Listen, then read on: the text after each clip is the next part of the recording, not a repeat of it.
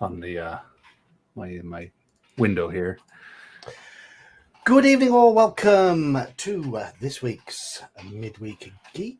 I am currently joined by Saxius and Mage's Musings. Good evening, chaps.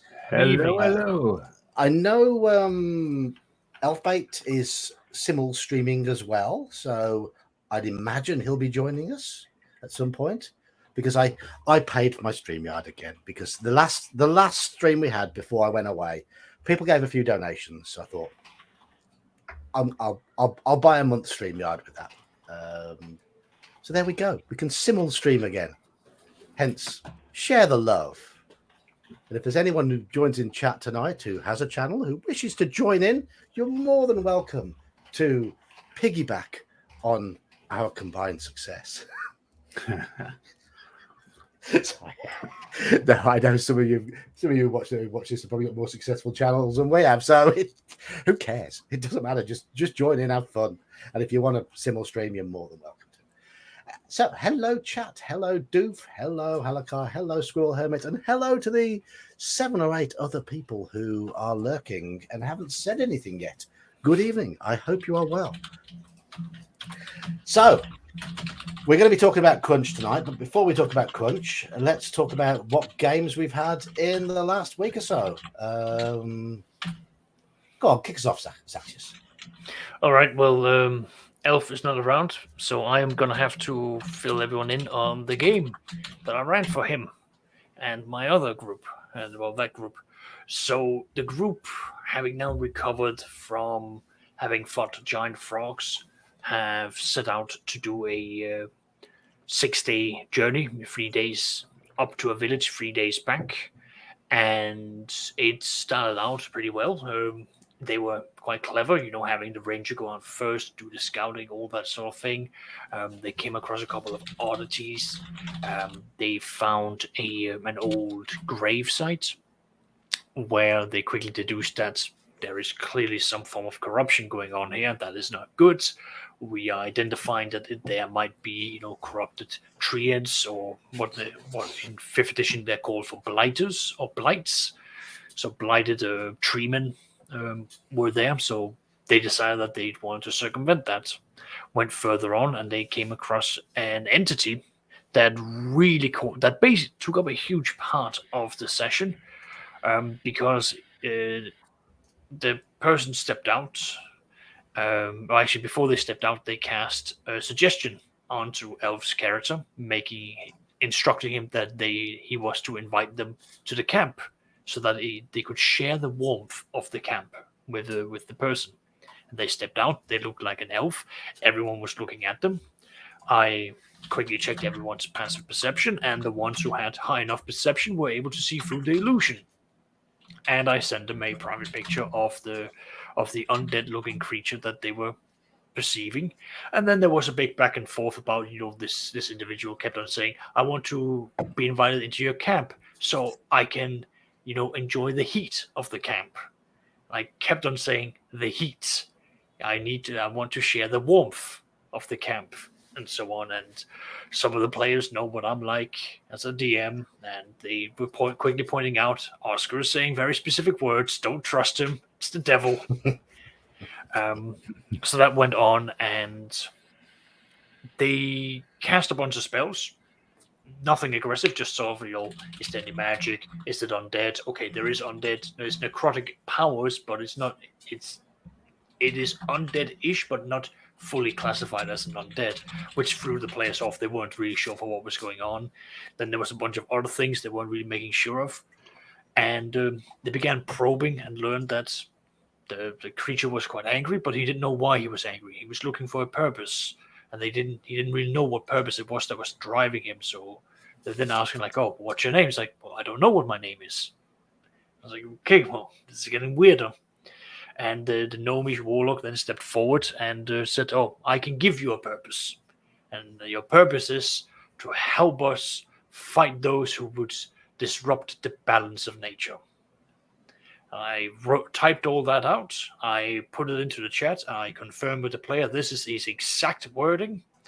To which point he said, well, I've said it. I'm locked in. Yes, this is what I say.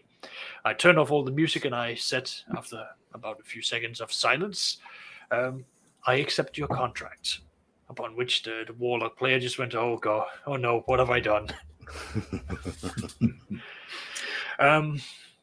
So Was he a warlock before that? He was a warlock before that. Okay. To the great elder ones, or Cthulhu. So he's not entirely sure what he has done now. But So it wasn't a matter of congratulations, you are now a warlock. yeah, it was more of a case of like, I might just have subcontracted now. I don't know how. So that went on. They then were like, oh, again, I'm going to spare you the details. Basically, they came to the conclusion of, oh, he can't travel in the day, just as the sun rose up and he disappeared. And they said he will return when the shadows are over the lands again. It's like, okay, well, this is ominous. They traveled some more, didn't have so much the second day. Then the third day, they arrived at the village that they needed to arrive to. It looked deserted. No one could see anything. It looked like there was a lot of activities. Players began asking the right questions of where can we see footsteps? Where's this? Where's that? And one person just looked at the map and went, wait, there's a house that looks like a longhouse. Oscar's Scandinavian. Vikings. They came to the right conclusion. Of course, I was using the longhouse as a city hall. And they went there, and lo and behold, Kurtoa. Because why wouldn't I? And they were crammed in very thickly together, and they were getting ready to sacrifice water genazis because Kurtoas are corrupted, vile creatures who hate water elementals, and water genazis are creatures of the water elements. So happy days. But the players were convinced that they were water elves. Okay. And they wanted to make a grand entrance, which failed because they did roll very poorly. They revealed themselves, and they have sort of, because of how I expected the players to negotiate, which they did, but they chose to aggressively negotiate. So we ended the session with the Kurtoa cult leader speaking out that they were to be seized. And then the curtain fell on the session, and now they're going to have to sit and wait till next time. Exactly. In terms of like why it was such a big thing, because I had described it as every square foot or every like 5x5 square on the map, there was between 6 to 9 people per square. So the numbers were at its very highest 136 fish people. Yeah, so that's a lot of people. So they were fully aware of the quantity of fish people and Kurtoas that were inside this building that they were looking into. Cool. Right. Before we come to Mages Gaming, there's lots of people have joined us in chat, and a lot of names I don't know. And these all have these little sort of chain links on. So I'm guessing they're coming from either mine or Elfate's channel. Yeah. Yes, they are. They're jumping. They're joining in from due to the Simulstream, which is marvelous. That's the whole point. So hello to Paolo and Nosorian and Full Metal Dragon and Mark and RW Bishop and Jimmy Invictus and another Mark and GM Johnny and I think that's everybody. I think that's everybody. If I've missed you out, I do apologize. I am very sorry. Go get all your friends and bring them onto the stream. Yes, do indeed. So, Mage, I know we played a game. No, did we? Yes, we played a game together, didn't we? Yes. Hello, Saturday morning. Yes. No, it wasn't Saturday morning. It was Saturday afternoon. Get your clock Saturday morning here on the correct side of the pond. But yes, you summarise the weekend's gaming. I think you want it. Okay, well, let me see. I woke up early, crack of 9 a.m. To slog over to my computer because you guys refused to do any later games and log in. No, this was Gingerbeard's game. He was. Was it? Yeah, no, it was Gingerbeard, not G. Yeah, his clocks are right. We started at 2 p.m., which is absolutely fine. You people, when do you learn? Yeah, so no, that was a fun one. So I was running. You were running your. Who was your character? The bard died. Well, Bard is dead. Yes. Yeah, poor bard died. Got snuck up by a. I was running Psilocybin, my new druid. The druid. That was it. Yes. Silo. Yes. Psilocybin. So, yes. Much to Silo's chagrin, we had killed a whole ton of crocodiles, including a very massive one, and he decided doesn't to mind drag. he doesn't mind as long as the creatures were aggressive, and we don't waste the bodies afterwards. Which we didn't do. We dragged them to a taxidermist. Anyway, and then yeah, explored what was ostensibly a haunted house. I had memorized sleep, and then of course we're fighting undead, going, "Oh, I'm going to be useful." And so the first chance I get, I sleep a pantry full of rats. We didn't find any undead. I jettisoned animal friendship, thinking that it would be useless in a haunted house. Exactly. And yeah, we found animals. The rats and animals. The sleep would have been really helpful against those constrictor snakes. But we still triumphed. We triumphed and exited. And that was my morning playing OSE with you and the crew. And then in the afternoon I had to run because my AD&D game, my crew showed up, and I'm putting them through Misdemeanor. If you remember, in the BECME basic set, they have the starter dungeon for DMs to fill out. That's been retroactively referred to as Misdemeanor Keep, and they published, I think Dungeon Magazine published an update of it for 3rd edition back in the aughts. So what I've done is retro converted that to 1st edition, and I'm putting the team through that. So the big highlight of the day was when they fought all the kobolds. All the heavily armored warriors were completely uninjured, but the one thief with leather armor kept getting picked off, and he couldn't even succeed his climb check. He tried to climb a battlement to help with missile fire, and he slipped and fell. And he wasn't having a very good session. And once they got inside the keep, there's if any of you remember that scenario, there's a bed.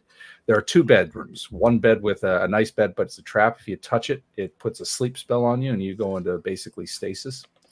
And so he ended up falling for that one, falling asleep, and they dragged him off the bed. They couldn't figure out how to wake him up.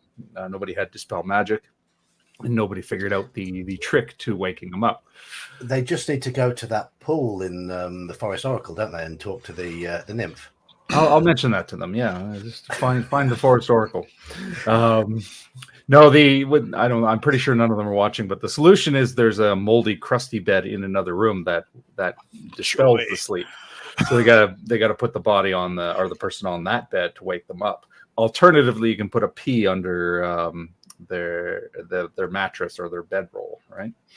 And anyway, so they didn't figure any of that out. So the character, and this was fairly early in the session, but it's halfway, I guess. So the player's saying, okay, what am I going to do now? So he ended up running one of the NPCs until they can figure it out. They assume he's going to wake up overnight, so they don't know that yet. But that was a fun one otherwise, and they're figuring it out. I have upconverted Bargle to 1st edition advanced and made him a full-fledged wizard instead of just a 7th level minion. So he should be a tough fight. But this is a leveled group. This is the 1st level group, so I had to adjust accordingly. But that was my AD&D. And then 5th edition on Monday was a fun one. I'm putting them through Lost Mine of Phandelver, which is a highly regarded module for 5th ed, and I tend to agree with the praise. The group is enjoying it. I'm enjoying running it. It's got a very old school sort of bent. Aside from the opening salvo, which is very much a railroad ambush, and you got to go here and fight these goblins. Old school modules had those. So. They had them, yeah, exactly. But, so it's keeping in the theme. But once you get to Phandalin, it's a relatively pretty open simple world adventure, isn't it? It's a relatively simple adventure, and that goes in its favor, and that actually it helps with our theme of the thing of the stream tonight in terms of crunch and stuff. But yes, it's a simple adventure, and it works because of it. And it's a setting-based adventure, which I love. I love because characters can stay there even after the adventure, the printed module is done, and you can work so much with it, and you can develop and grow. And of course, I don't know if you're familiar with the adventure, but when you get to Phandalin, pretty much the first thing you're expected to do is to deal with the Red Brand gang. Right, that's harassing the town. They basically got this extortion racket going on, and you're expected to deal with them. And then that's it. Then it becomes sandbox from there. Well, my group, of course, decided no. I think I had played up the reputation of the Red Brands a little too much, and they got afraid of them. So they took the first job they could that took them right back out of town before they encountered any Red Brands, which I hadn't prepped for because this is an online game. So I usually have maps ready. When I'm playing offline, it doesn't matter. And so it's like, all right, well, let's use this cruddy old blank screen, and I'll hand draw the little cave, and it was rather amusing.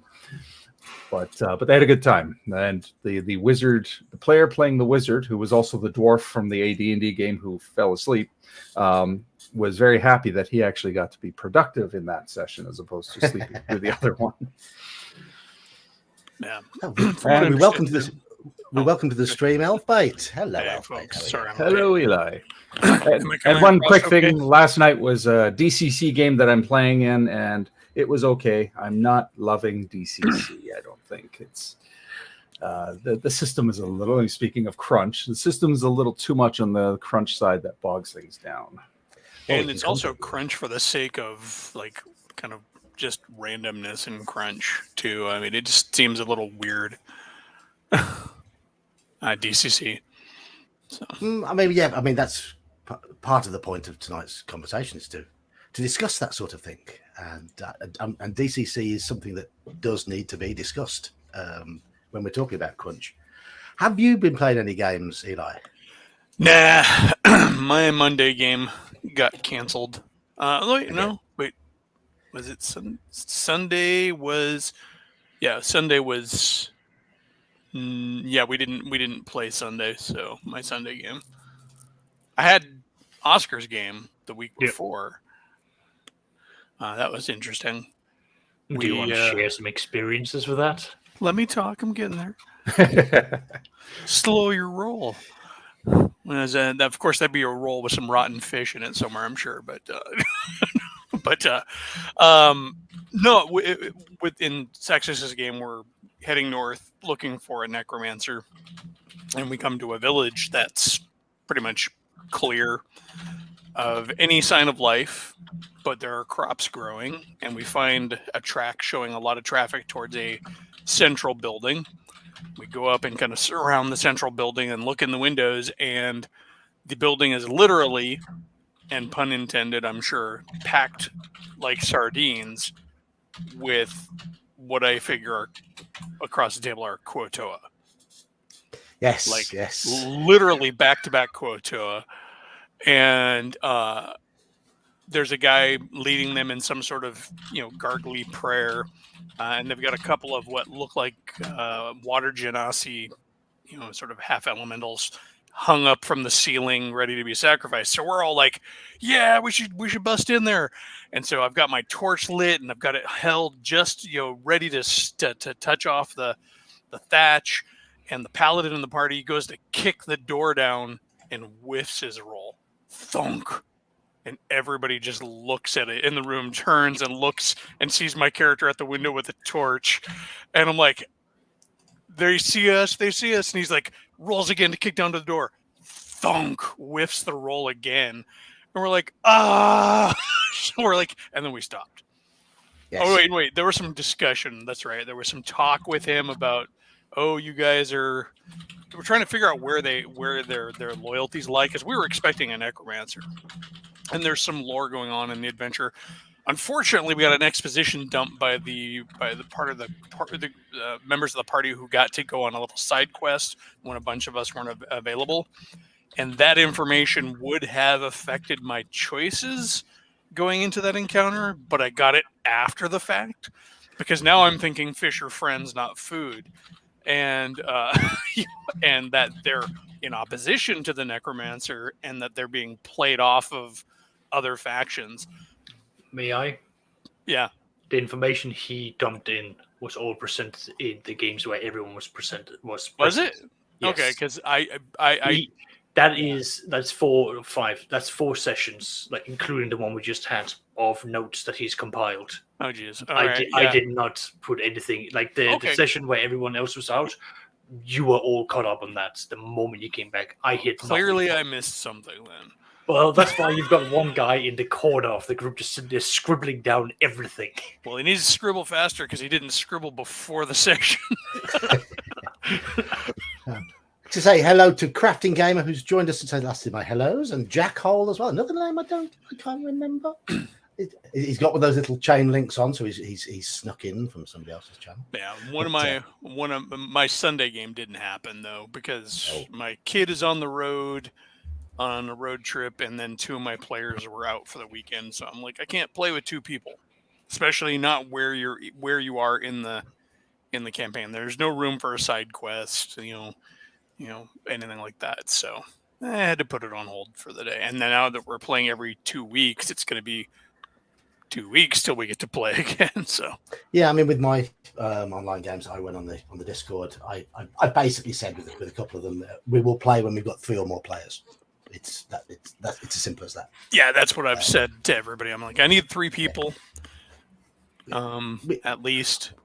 Both of them have got groups, core groups of 4, and we've usually got 3 or more. So right, my games I've run. Obviously, I've been on holiday, so got back on late Friday and got up to take part in Gingerbeard's game. Played with the Mage and a few others, and that was we were playing OSE.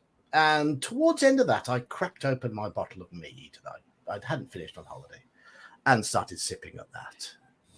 And then had the bright idea that I really wanted to run a game in the evening that I hadn't planned to do because I've got nothing prepared.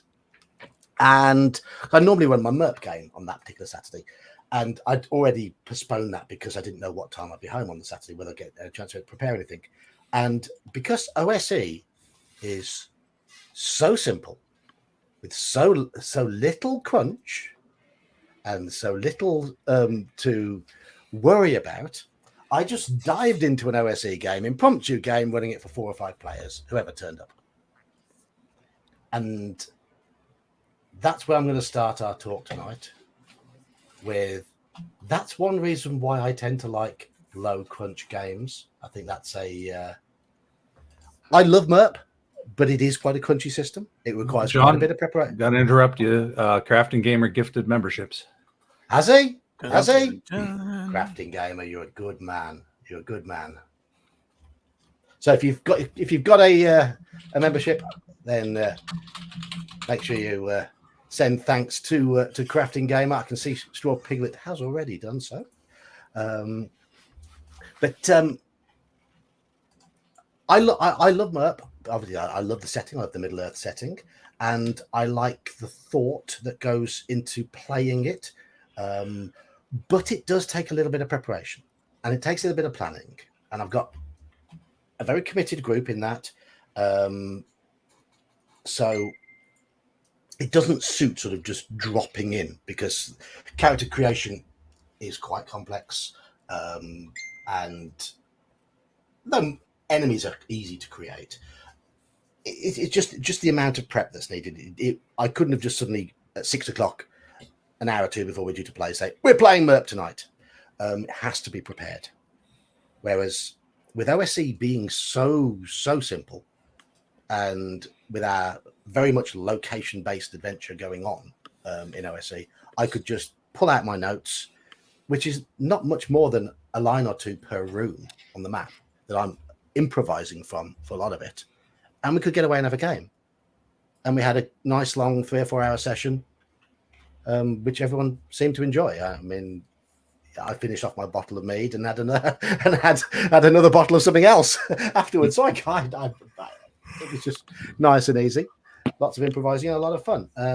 So that's why I tend to lean towards games that are simple to set up for that purpose, for those impromptu sessions online, which we can now play because we've got a nice group on the Discord. We've got people who are present, who are online, who will just drop in and play, who know they can just drop in on a Saturday and come and go as they please, and we can have a good game with a nice, simple system. Yes, mead is good. Hello, AB. Mead. In fact, the bottle is here. That is the empty bottle. There's a strength of it. 14.5%. Oh, I've just clattered my microphone. I do apologise. I have had crappy meat. I mean, That's it's good. like anything. You know, Anything else, you'll have a varying quality. Yeah. Yeah. That was lovely. That was absolutely delicious. Generally speaking, it's good. I can understand why. I mean, Full Metal Dragon has said OSE is too light, but I think light games and rules-heavy games, they all have their place. So I'm going to start by asking a question to everyone on the panel. What do you class as crunchy? Give me examples of a system that you consider to be crunchy versus one that you consider to be not so crunchy. And try and go for systems that you like of both types. I've already given OSE and MERP as two that I like. Well, I'm gonna break the trend or break your rule and say a system I don't like that's because of the crunch is 3rd edition or 3.5. It just had way too much for me. I get people love it for that reason. It kept bogging the game down. I didn't like it at all. Conversely, I don't mind the crunch in 5th edition. 5th edition has a lot of crunch, maybe skewing a little more than I normally like, but I can still deal with it. And rules light. Well, nobody who knows me will be surprised by this answer. I mean, I'm a fan of basic D&D and OSE and those adjacent ones. They have the right balance of rules light, but still extremely playable. Well, Sactious is away. Sactious is still a winner, yeah. So for me, I guess I'll kind of follow suit with what Mages did. So a game that is crunchy that I don't particularly like is, I don't know why that word stuck in my tongue, Palladium. I feel like there's just way too much going on a character to really play all that fluidly. At the same time, Cyberpunk actually has more crunch to it, but plays a lot smoother in my mind than Palladium. Yeah, like the Cyberpunk 2020 system. As far as non-crunchy systems I like, can't argue with Marvel Superheroes 1984's Marvel Superheroes Face Rip system. Totally elegant and super easy to play. I don't disagree there. That it is very, very simple. But you can do so much with it, and that's why I love it. It's a good example of how you can do a lot with a game without being overly crunchy.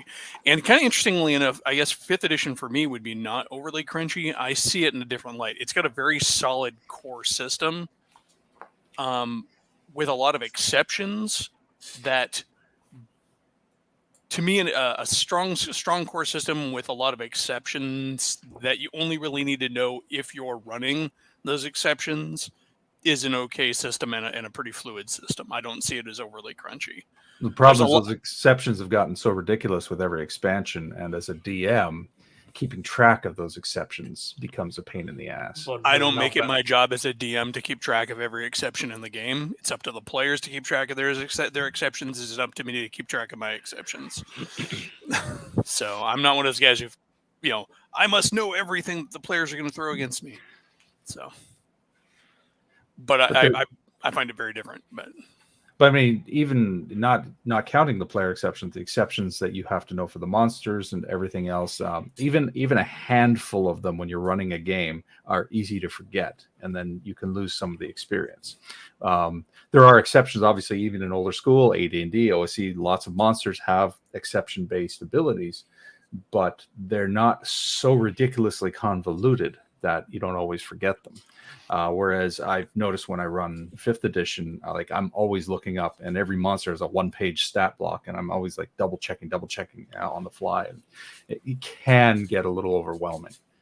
Okay. I haven't had that experience. Mostly because I really just focus on what I'm using at the time, and before a session, I'll kind of review what's coming up, what I'm going over, and so I just haven't run into the same problem. But I can see what you're saying. There's a lot going on in the game. For me, I don't have to manage a lot of it at once. My shot glass brain only allows me to retain so much on the fly. Fair enough. What I define as crunchy is when a game has many variable rules baked into it. I know that at least with Sean and myself and John, we discussed this before the stream. Is to me, crunchy is when there are a lot of rules that accounts for a lot of possibilities, where there's a foundation built for the DM to fall back onto, and that to me is a good kind of crunch. So for that, I'm just gonna fall in and use my Warhammer 40,000. Thank you very much, Hongal.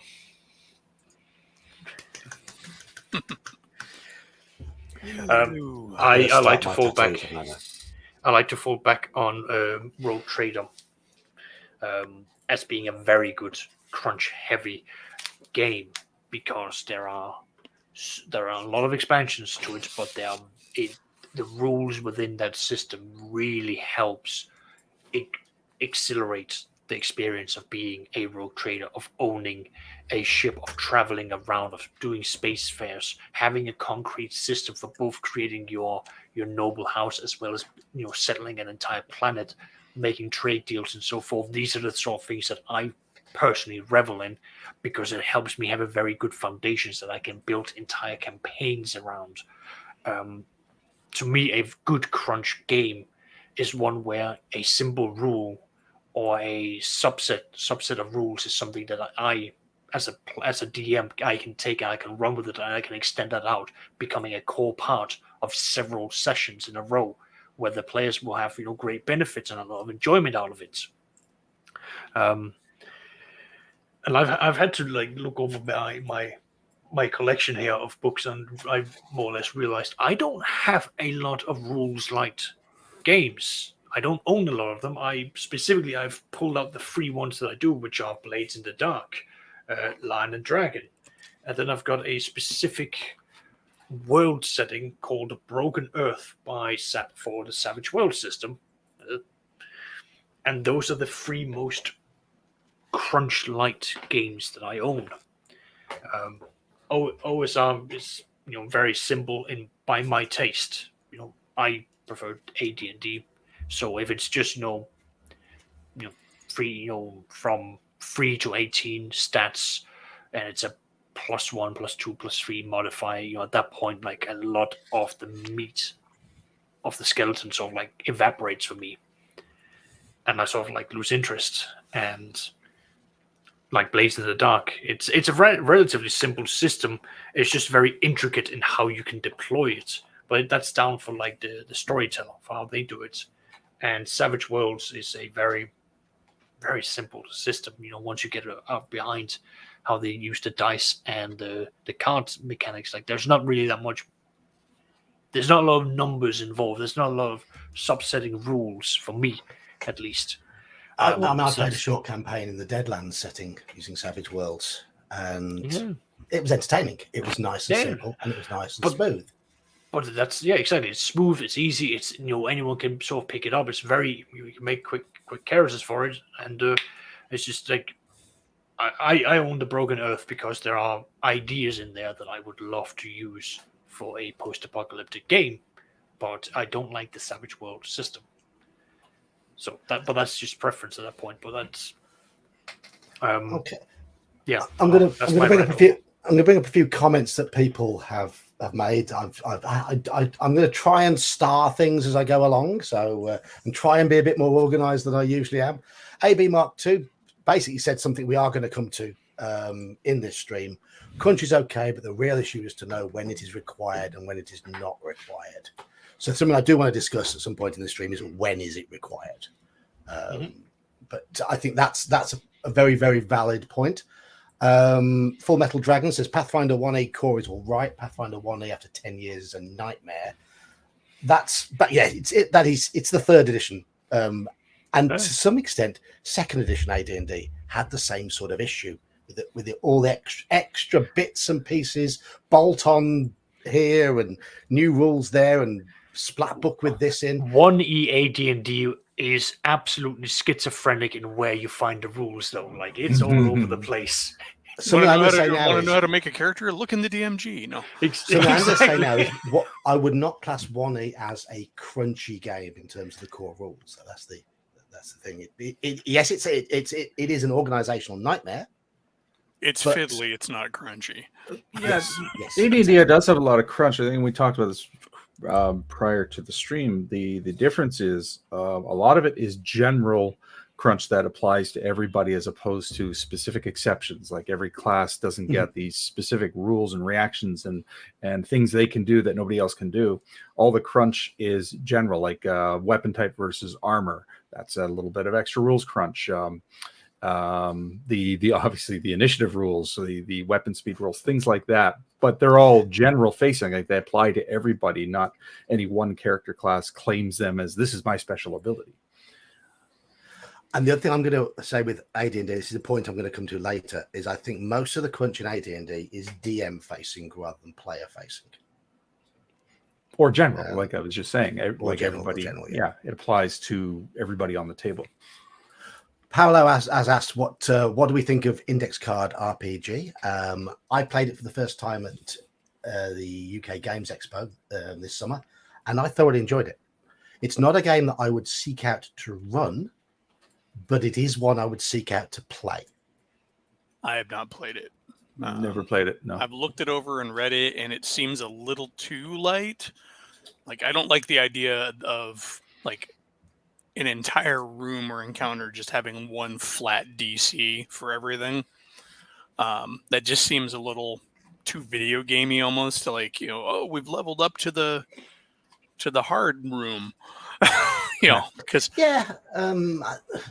I mean, obviously you can tweak it, but I'm saying on the merits of the game itself, from what I've read, it's meant to simulate tension, I think. It is, but at the same time, it really makes it weird if you've got like a room that's got a bunch of different parts in it, and those parts should be handled slightly differently.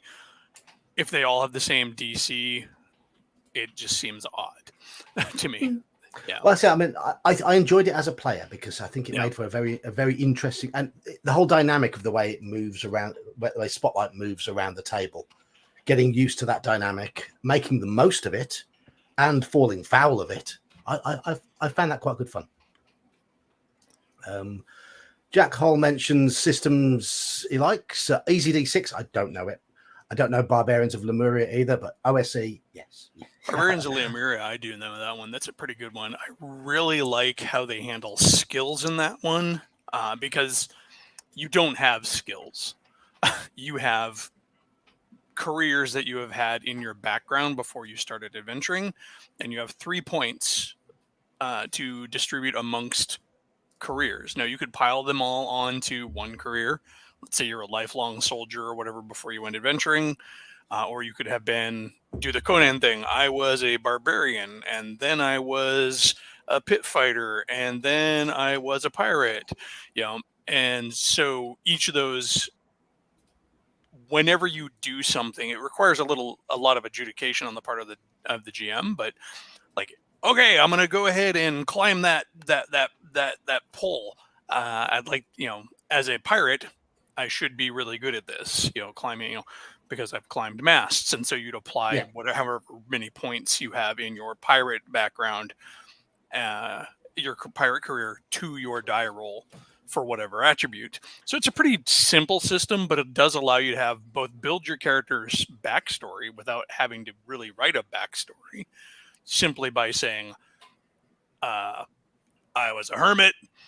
But it sounds like these sort of things can crop up during play, which is how I think a background should really develop. When things happen during play, you can drop things in that are thematically right. Yeah, and in many ways, they're like the secondary skills that they had in AD&D. Yeah. I'm not sure about Easy D6. I know like the West End Games D6 system that they used for Star Wars is also pretty easy. The hardest part I've ever had with that game is trying to explain how dice break down into pips. Now you get +1, +2, and then on +3 you get a whole new pip. So it's like you get a whole new die type. So it's like, but why is it only +1 and +2? Because at that point you may as well have another die for the law of averages. But people get stuck on that. Halakar's mentioned. I've heard a lot about Twilight 2000 as being an example of a crunchy game. It's the not game where you will actually die of dysentery. It's not my setting genre really, but so it's not one I will seek out. I've just heard about it. Jack Hole goes back and says the crunch of 5e doesn't bother me. It's the power level. But for me, the way I feel about 5th edition is I like it at levels 1 to 3 when the power level is low. And that is when the game is at its smoothest. But the crunch starts to kick in around level 5 or 6 or 7 when you start getting your multiple attacks, what triggers this, bonus actions, reactions, all that sort of stuff. And when each of the classes get their own as exceptions to the norm, they really start to, and the game really slows down at that point. So I think it's a game that I'd say more than any other that I've played becomes more crunchy at an alarmingly quick rate.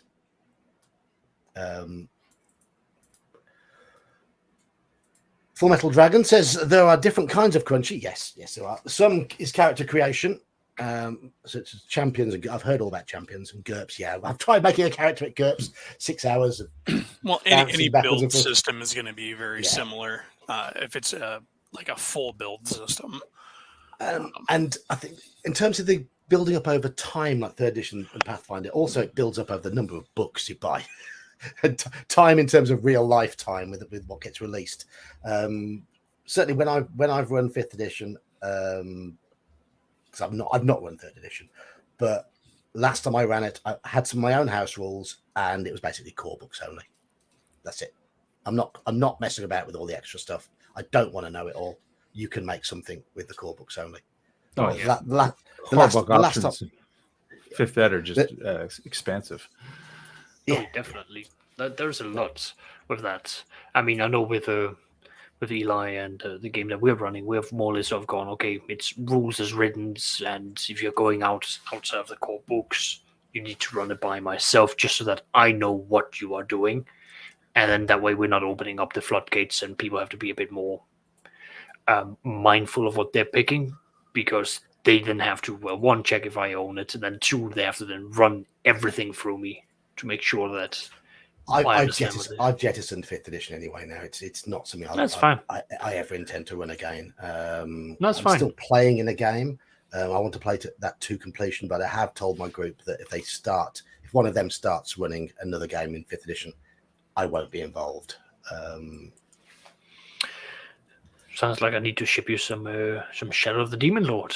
So you can introduce that to your group.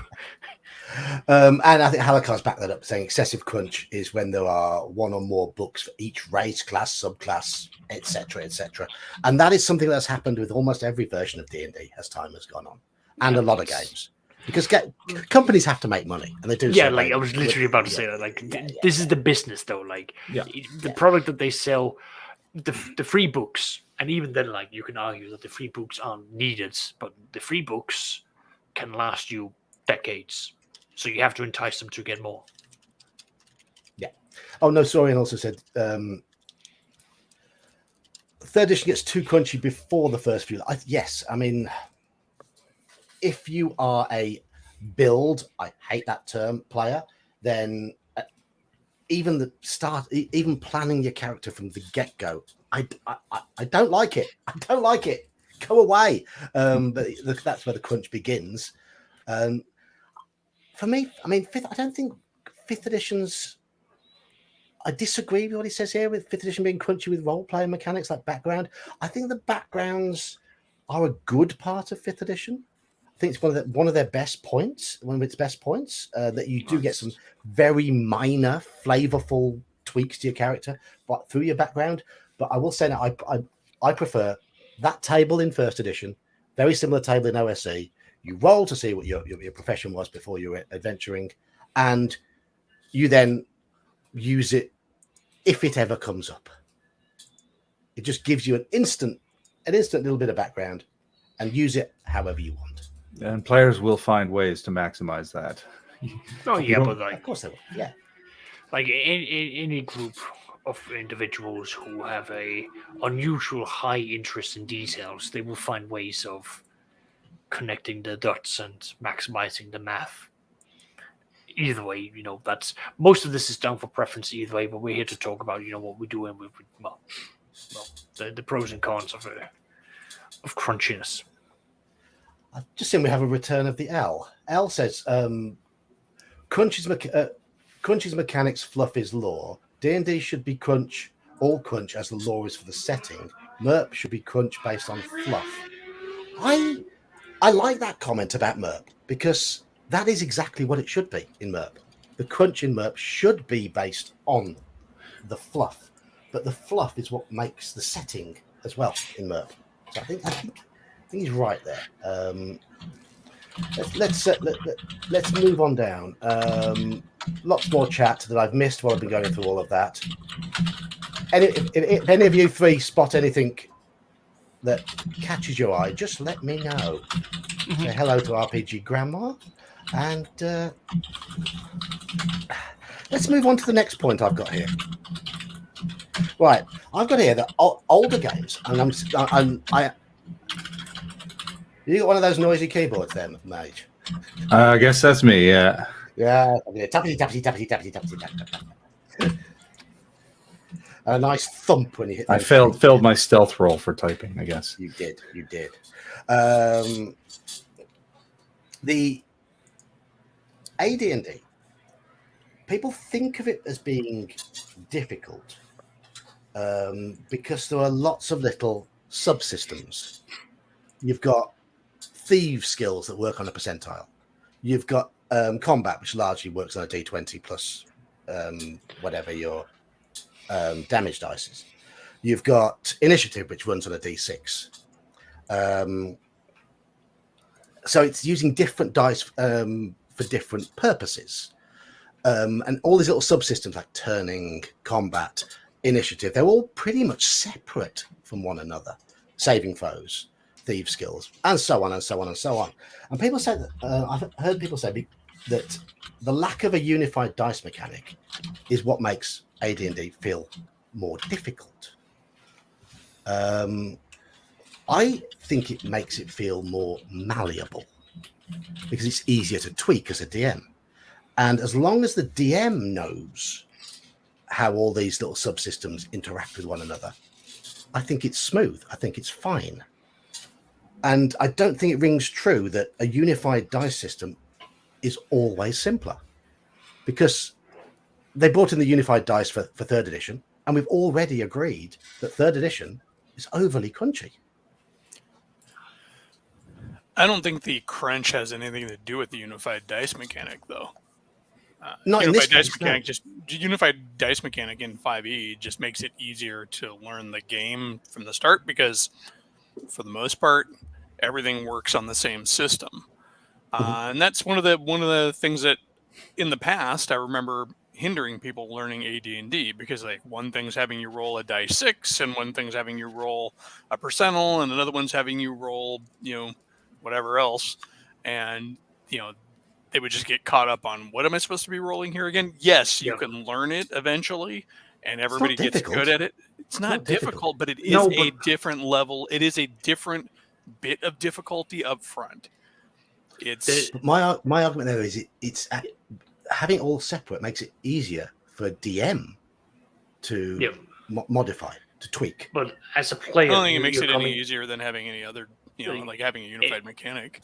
everyone who comes in is going to be starting from like ground zero. And if you've never played any of this before, having, you have to roll this at here at this point, this at this point, like, unless if you're going to be sitting down and then taking notes and making sure that you start checking every single time as things are being discussed, this is quite daunting. It's increasing the learning curve, as you say, if you're not used to this. So having a unified die just means that the majority of the time what is going to be required. It's the specific die roll. It's you know exactly how that's going to be tying in. It's just sort of streamlining how it's meant to be done. Whereas AD&D is having the unique mechanics because they are unique features all the way through, and therefore are treated differently. And that's where it then gets my perception. Go on. Oh, no, I was supposed to say that the other thing with Third Ed that really added to the crunch is they tried to have something to accommodate every contingency. They tried to predict all the variables. Yeah, it was written in legalese. And that adds to it, right? That just sort of starts weighing down the system. Yeah, but like the writing was on the wall for quite a while for that. With the tail end of second edition moving into third edition, it was quite clear that they were going to be moving in that direction of we want to have more of these things being brought out. I mean, look at the players' options and what they started bringing onto the table. They massively expanded out what was going to be within the arsenal of the rules, and then that became codified in third edition, and then later on they came out with 3.5, where they then tried to sort of shift it down a bit or streamline most of it. And then we got Pathfinder, which then outright made it better or easier to understand, and then they've blown it up in their own aspects, which is fine. I think what does bias my opinion somewhat is I really like running a game where I'm the one who's doing the rules stuff. The players don't need to worry about it. I'll deal with the rules. I'll tell you what dice you need to, because I know it's all stuck in my head. And when I've told many times this channel, I've run a first edition AD&D campaign for 3-4 years recently, with a group of players who all started with 4th and 5th edition, and I never taught any of them the mechanics I was using. I just wanted to know what they were doing. Tell me what you're doing. Okay, roll d20. Yeah, you've hit. That works because well. I got the numbers in my head. I could look at the d20 that they rolled. I know where they'd hit for 95% of rolls. That works best when you are with a group that either doesn't know the rules of the system that's being played, or is willing to buy into the trust of you DMing in a fair sense. And over time, you want them to learn at least the mechanics that they need to know. I've got a couple players who they refuse to learn. Even after a year of playing, it's like, okay, what die do I roll again? It's like, okay, come on, you got to learn something. Oh yeah, my group knew they need to roll a d6 for initiative, a d20 to hit, a d20 for saving throws. The thief knew that he'd have to roll percentile dice for his thief skills. They didn't, and then they knew their weapon damage dice. But for me, they didn't need to know much more about the rules than that. And you've all gone silent. I just don't agree with you. I'm reading chat.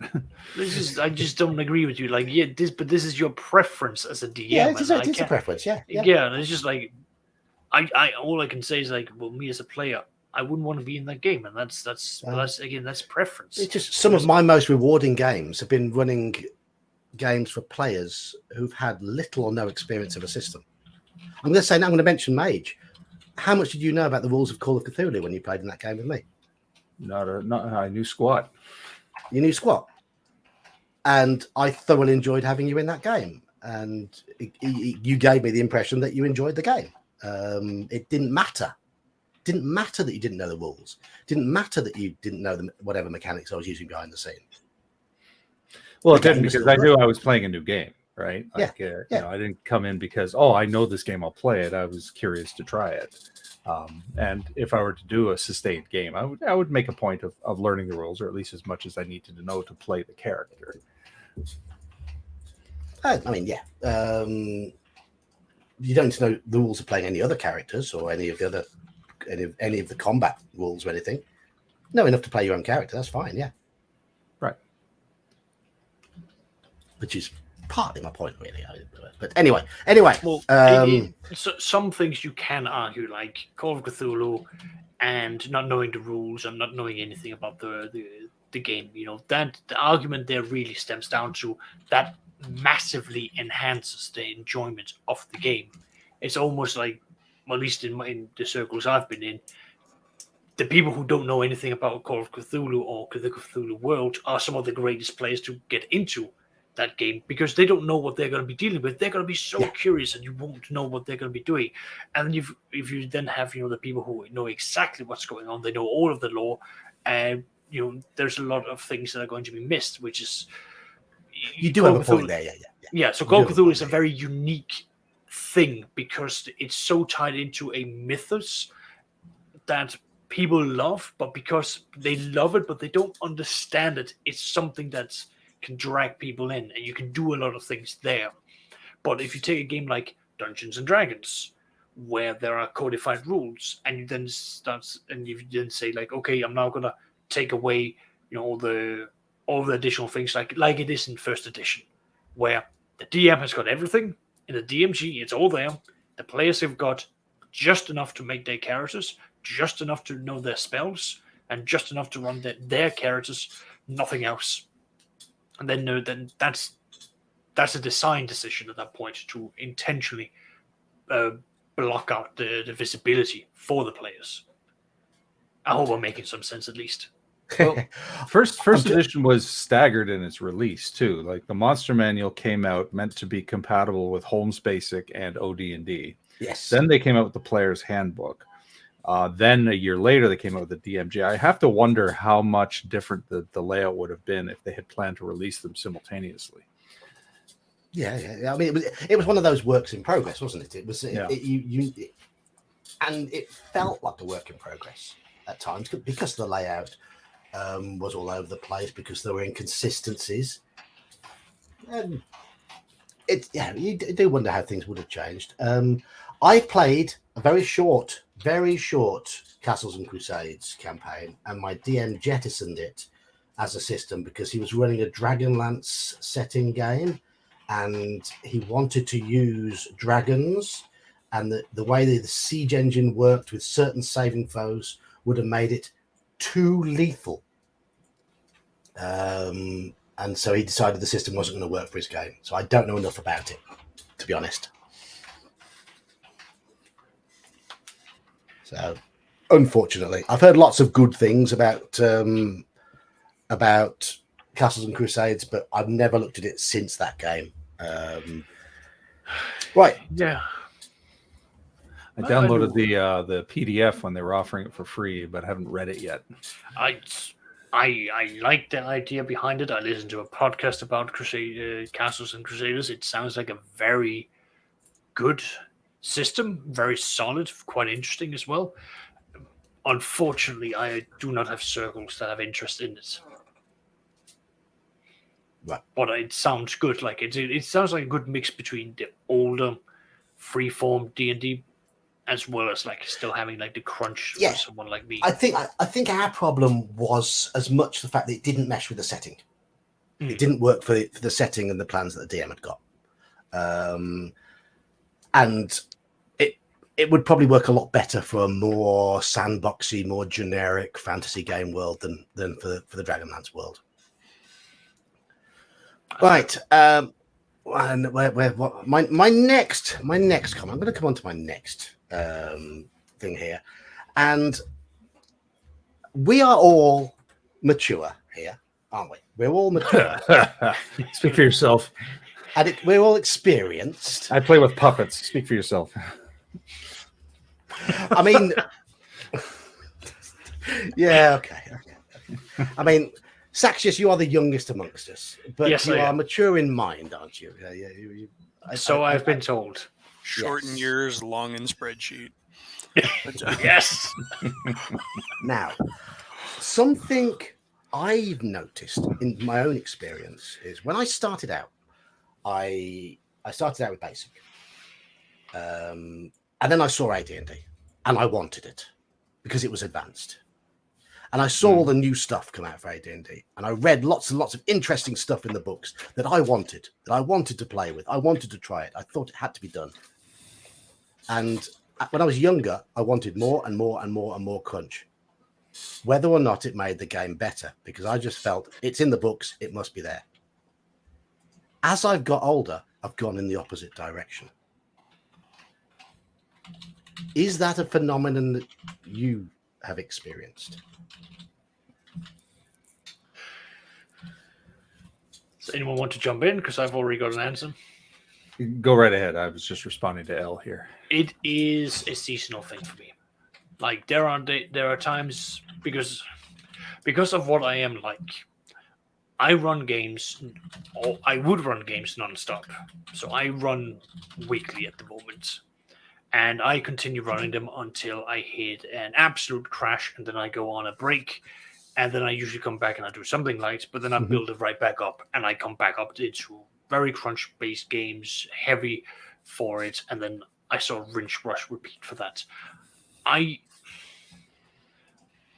have this romantic, like rose-tinted glasses whenever I look at the rules-like games. I like the idea behind it, but the moment I start actually sitting down and making things for it, I find myself just being like, just biting into a bone, wanting meat, and I just divert back into much more meatier systems that I can get more wrapped around in. So for me, like there are periods where I go like, oh, it would be nice for something simple, but I realize to me, simple is something that gives me a lot of juicy rules and groundwork pre-done for me. Right. So that's how I work at the very least. I mean, I just want to elaborate on my point. I mean, I've said before, I am currently running a game of MERP, and it's not. It is quite a crunchy game. Not so much in terms of options, but in terms of the mechanics, can be a little bit cumbersome at times. And I think a MERP purist would probably have a heart attack when if they saw how I actually run it behind the scenes, because I jettison a lot of it. If I get a crunchy game, I will jettison chunks of it to make it run more smoothly. Fair enough. I know, Sean, you like your OSE, but you also like your AD&D, and you try and run AD&D with pretty much all of it, don't you? All of it that I like. I'm always finding stuff that's I can incorporate this. But so you jettison things as well.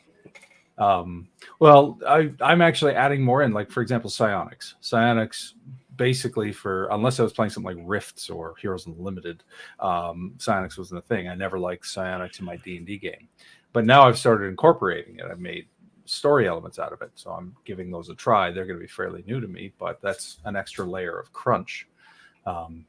So yeah, it's a matter of I try to see how well all the key aspects work, but the combat, for sure, I use everything. I use this weapon speed rules, I use the armor type adjustments, I use the randomized combat, all of that stuff. Okay. For me, kind of depends on the game. I mean, if we're talking about crunch in rules, I do prefer something that's maybe a little on the moderate side of crunch. But I will say there are instances where like newer editions of games have simplified and lost so much of the flavor and character. That is true. Of not just of the system, but of the setting, or at least the play experience with the setting. Really notable in that regard would be Cyberpunk. Again, mentioned it earlier. Cyberpunk 2020, 8 million source books, a constantly evolving list of equipment and gear, programs, cybernetics, weapons, vehicles, And it really became this super fun thing as a player to go looking through the books and going, this gun has just a slightly different modification, but I like the way it looks, and because of course Cyberpunk is all about style over substance. Well, you get to the new version, Cyberpunk Red, and they've put all weapons into general categories: heavy assault rifle, light assault rifle, medium assault rifle, and then just slap names. Oh, in this category would be the Militech arms, da da da da da. And it just makes it so samey. It loses all that rule of cool. And yes, there is a character class that can modify weapons, and you can buy modifications to add to the weapons. But that also was there before. It just, that simplification just wrenches so much of the heart and soul out of Cyberpunk, because it is so much about building your character's style based on meaningless nuance. But that's what it's all about. Cyberpunk is about that artificial, fabricated concept of style over substance, and how meaningless bullshit means something to the people living in that world. And the original game, with all of its setting crunch, not so much its system crunch, but of course that setting crunch also added to the system, because all of those different guns and programs and everything like that it was so much more fun to get into with your character. There are some rules simplifications they did that I don't agree with, that like really made, to me, drops a lot of the fun out of the game. So I don't know. It kind of depends on the game a lot for me. I like Call of Cthulhu because it's simple and easy. I mean, your answer there has actually taken me, I think, beautifully onto the next topic I want to come on to, and that's the genre of the game. How do you think the level of crunch, how much do you think level of crunch matters when you're thinking of the genre of a game? I mean, for example, we've already mentioned Marvel superheroes. It's rules light, it's flexible, it's fast, and I feel like it's also imprecise, and that's the one thing I like. And the one reason why it works as a superhero game is you want a game that, a superhero game by its very nature, the characters fulfill heroic, but it has to be fast paced. It has to be fast moving. No. It has to be quick resolutions, dynamic, and it is, because partly because the rules are so simple. The game flows. It's fast. It doesn't bog down. I think, as for me, a superhero game, if it bogs down, I'm out of there. Yeah, I really, I mean that you can't get a better example of theme and system kind of combining, because Marvel was written very much like that, and that sliding scale, that quick and easy plus or minus column shift, for any modification in game is super easy. The whole game played off one table. and of course, I just mentioned the Cyberpunk thing, and I feel like playing other fantasy games that I've played, for example, playing Dungeon World as opposed to playing D&D. Mm-hmm. I hate Dungeon World. I feel, you want to talk about control panel gaming. I've played it like 3 different times with 3 different GMs, 3 different groups, and never had fun.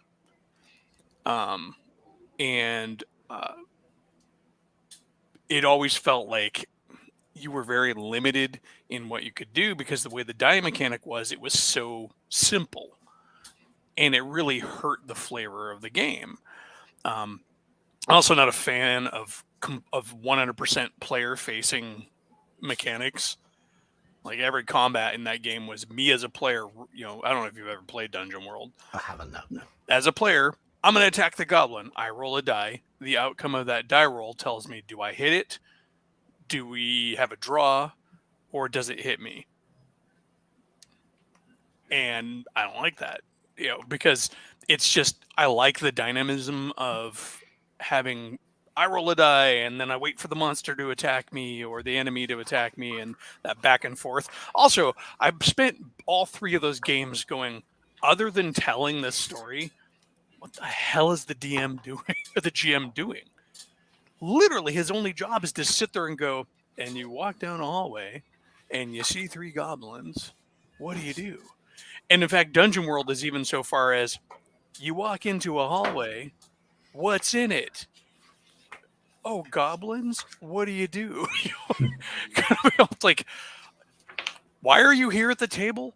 I mean, Dungeon World to me just feels like, going to one of those restaurants and you order a hamburger, but it comes deconstructed and like, in an artsy way, but it's still a hamburger. But you're wondering, why didn't I just order a hamburger? I think it sounds the best when you've got either a group that is more interested in doing the immersive storytelling or cooperative storytelling, where you almost don't need the DM there because they're the group. Absolutely, and I can get the exact same thing playing a board game. Yeah, I mean that's the thing. Playing Dungeon World really feels like and where I was going with that, it's almost like a deconstructed board game, where instead of having a board in front of us, the board is in our mind, but really we're just flipping a card over and saying, if you would like to fight the goblin, roll a dice 6 and consult this table. Yeah. Well, Full Metal Dragon, that would be 3 different DMs, 3 different GMs, all of which running the game, and one of them is an experienced GM. It's more than likely that I just don't like the way the game works, that kind of system, and that's me. I've bounced off it 3 times. I'm not playing it again. So, and it may be a great system for some people. I'm not those people. I'm going to say another system that I'll mention the Call of Cthulhu till it comes out of my ears, but I think it works because it is very, very light on the crunch. It works well for its genre, which is horror. If you're playing a horror game, you do not want crunch to get in the way of the moment. You want fast resolution, and you want a lot of failure. And in Call of Cthulhu, you get a lot of failure. It works. Again, it works. Yeah. Well, what is it? Sorry, finish. Go on what you were saying. I was going to say, a system, a genre where more crunch will work.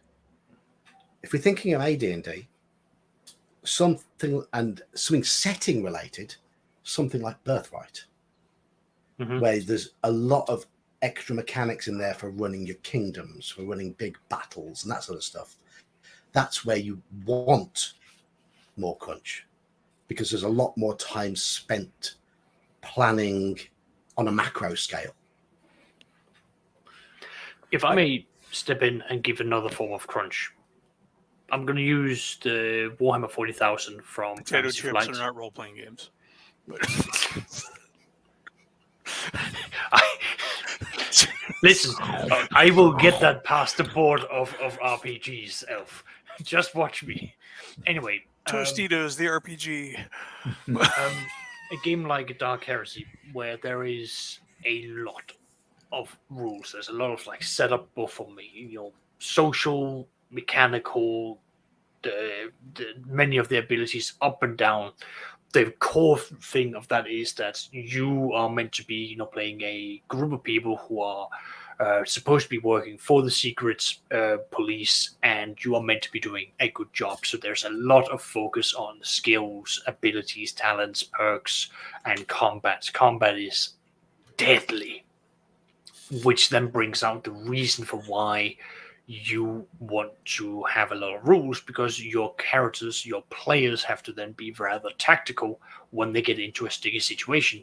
The idea of standing out in the open with a gun and just sort of blasting your way around really is not feasible, because there are so many weapons that can just tear through your armor, not to mention that more often than not you are outnumbered. So you have to be a lot more tactical about it, and the rules have to be crunchy to account for that, all the way down into saying things like, what kind of cover are you behind? You're behind a thin wall. Well, here's how much it will reduce the damage by, and here's how easy it is to get breakthrough. To now you're standing behind, reinforced cement wall. How much damage and punishment can that take before it becomes a problem? I think this comes to the sort of the idea that if the game style, the game setting, the genre, whatever, requires more simulation, you need more crunch. Yeah, absolutely. Like in your example there, if you're playing like a big battle, like in a Warhammer game, you need that crunch to resolve the various tactical situations. Yeah. If you're playing a game that is less about the tactics on the battlefield, less about requiring so many resolutions as you would have in that instance, then you don't need as much crunch. You need enough. Somebody made a comment in Discord. Was it Omanal said the right amount of crunch is what is necessary for the game. Any more than that is excessive. Something like that. And what is necessary for a more of a battlefield-based game, then yes, you need more crunch. But if you are about, I know people don't like the term storytelling, telling stories, but that's essentially what we're doing with the mechanics, with the dice rolls. They all help us tell the stories. It's not like not like a DM is sitting there telling a story. The game itself is telling a story. But where the story matters more, such as in a superhero game or in a horror game, you keep it simpler. You keep it simpler so that you can focus more on the descriptions and less on the mechanics. Yeah.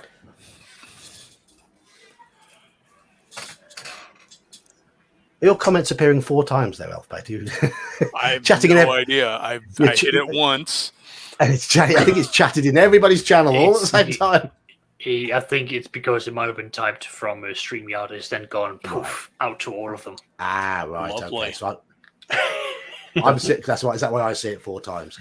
Yes. Well, I see it 4 times too on this end, of course, because I'm in StreamYards also. But I didn't realize it did that. Well, here we are learning. I just typed mine. It only appeared once. No, I think honestly, it probably just hiccuped, and so I have no all idea is how good. you did it. It's my superpower. I can duplicate things. So He's multiple men. So Except I don't have to get punched to do it. But oh wait, that would be Maddox from Marvel.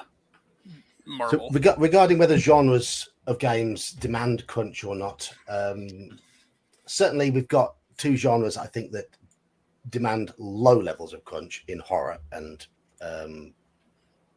superheroes. Oh, we lost Eli. Are there any genres that demand a lot of crunch? Does, for example, a sci-fi game require more crunch than a superhero game or a horror game? I would say a setting or a genre like combat, gritty combat, that would probably require a lot more crunch. Specifically eyeing up my Warhammer Fantasy and my Warhammer 40,000. Warhammer Fantasy, yes. It's a gritty setting, isn't it? That's a setting that demands that kind of details, but other like settings or genres that demands that kind of thing, I can't really think of many where you can where it's like demanded, like again, war. You can definitely argue, yes, you would need to have a lot of rules for it, but at the very same time, like you might be able to not necessarily need it. I know Weird Wars exist, which is Savage Worlds' take on World War II mixed in with a lot of occult sci-fi steampunk. It's a neat idea. You have to excuse me on this because I don't play steampunk. I don't play cyberpunk sort of stuff. My point is you're playing World War. This is over to you lot. So yeah, but you're playing World War II, but it's the equivalent of like Wolfenstein It's you know, World War II with weird shit. Yeah, exactly. But my point is, like, there's still a lot of mechanics behind it. There's a lot of ideas behind it. So, like, mechanical rules wise, there's not a lot of crunch, but there's a lot of ideas from the setting that brings it out. Yeah. That's the one setting where I can say, like, that I can point and say that's probably where there has to be crunch of one form. That's like a very war/combat oriented setting that needs it. I'm going to go back to what I was saying about Cyberpunk before, just as a base. Science fiction settings, and then I'm also going to reference here something that happened in video game design that kind of parallels this. So, fantasy games generally have interesting character abilities, treasure drops, things that you gain along the way through your your system of play. Science fiction games, modern day gritty combat games, things like that generally lack those. And so having a robust equipment and gear and vehicles rules, because all of those generally have rules, pads out where that loot drop, treasure hoard, growing magical power, new character class ability thing fills the gap. So yeah, I think science fiction games and like modern day games like Twilight 2000 really hinge on that detail of setting. Twilight 2000 could have got away with, we have assault rifles, but no, it had every freaking assault rifle you could think of statted up differently, because in that kind of a setting, those differences matter. In Star Wars, even, which is a pretty light system, the D6 system at least, the setting still had immense amounts of equipment, spaceship books, whole books on gear and weapons and all that, because that is what fills out the play experience for the players. D&D, you've got magic items, you've got your character class getting new abilities, and in a lot of those science fiction games, which tend to be more skill based, your class, you don't really have a class that's giving you nifty tricks. So, and I think with certainly most fantasy games I've played, the crunch has built as the game has gone on. It starts much more simple. D&D is a perfect example. AD&D, for example, is a perfect example. It starts off very simple, but then as characters gain more, it slows. But I've just dug out, I think, my crunchiest game. Car Wars. Yeah, that's a war game, though. They tend to be crunchy. It is, yes. Yeah. It requires it. It requires it. But again, war games don't have a lot of character to build on, and it's all about the stats in most cases. You can play it with RPG elements, but it's not primarily an RPG. Yeah, Auto Duel. Auto Duel is the RPG for it. So, I mean, we have already mentioned and somewhat poo-pooed or argued about DCC. I played in a DCC game, and I enjoyed playing it. But I can understand why a DM might find it to be fiddly, and people have said there is crunch in there for the sake of it. It's because of the reliance on the tables. As a player, I enjoyed that. I don't mind tables, but I've never seen inside a DCC rulebook. I've heard that they're an absolute pain in the neck because of the way it's all sort of scattered around in tables, all that, and there's too many of them. And Halakar says their DCC has crunch in all the wrong places. Yeah, for me, I bounce off. I said it before. I bounce off of DCC because it is too random, and while I don't mind random stuff in games and an element of chance, I like the element of chance to be in the act of playing, not in what my things can do.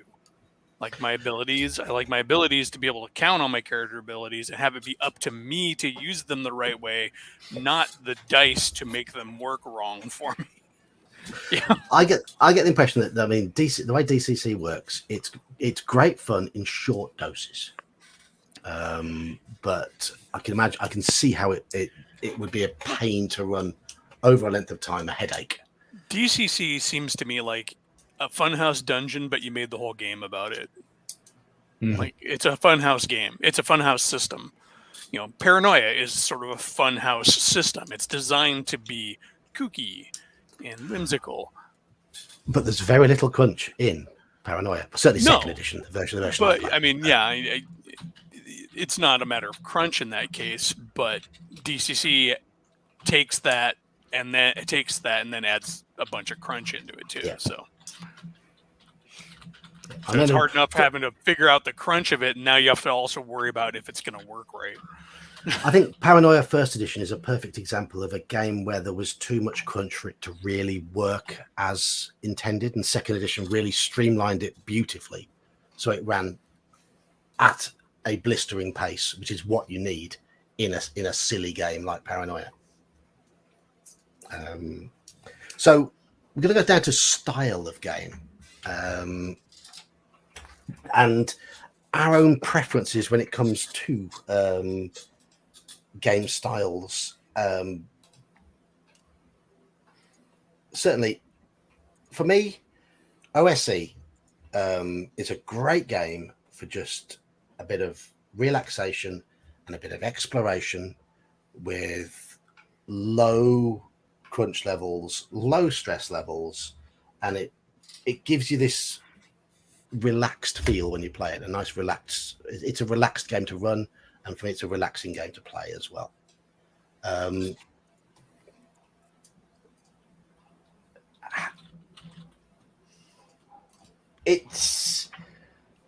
don't really know where I'm going with this point. I've got myself going round in circles. If you'd like to sort of continue from the point I'm trying to make, and try and Well, since you were talking OSE, but OSE also has the options to go a little deeper. Like they've got the domain rules, they've got the rules for hirelings and sages and specialists and all of that, and plus what they're adding with their carcass crawlers for additional rules, the OSE advanced, all that. So you can play it certainly as a casual game, but there's enough there that you can have a meaningful long-term campaign too. So I can't see it becoming complicated though. No, not complicated, but that doesn't mean it's not deep. Yeah, Or it can't be deep. No. Here's my 3-ring binder full of house rules for OSE. I have but a page.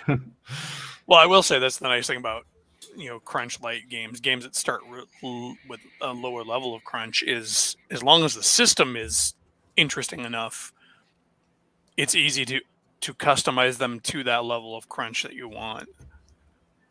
Yeah. I think we all did that with D&D back in the day. Oh yeah. But that's And you I'm will gonna tweak reiterate that. any I think game. having multiple little subsystems enables you to do that. OSE's got little subsystems, the old saving throw, combat, turning. Yes and no. Dice. I think going back to that whole like unified system versus little subsystem thing, the problem with the subsystems is you have to figure out how each of them works to be able to start tweaking them and customizing them and making your own versions. But if and you then tweak also figuring out which one to use to model whatever thing you're trying to model. What I'm saying become is a little trickier. Tweak, for example, if you tweak turning, it doesn't need tweaking. But if you were to tweak that, it would barely scratch any of the other subsystems. Oh yeah, I mean, if you mean that they are independent of one another, yes. Yeah. I mean, if we're talking about independent systems as opposed to mechanics, that's totally different. I mean, you can do that with anything. Games where everything's all meshed into one system. I think it is harder to tweak, because you tweak one thing, you might have a lot of knock-on effects elsewhere. Games with modular rules are definitely easier to adjust in house rule. Yeah, but modularity, I don't think necessarily has anything directly to do with crunch, though. Because I mean, you can have a unified system and have it be modular.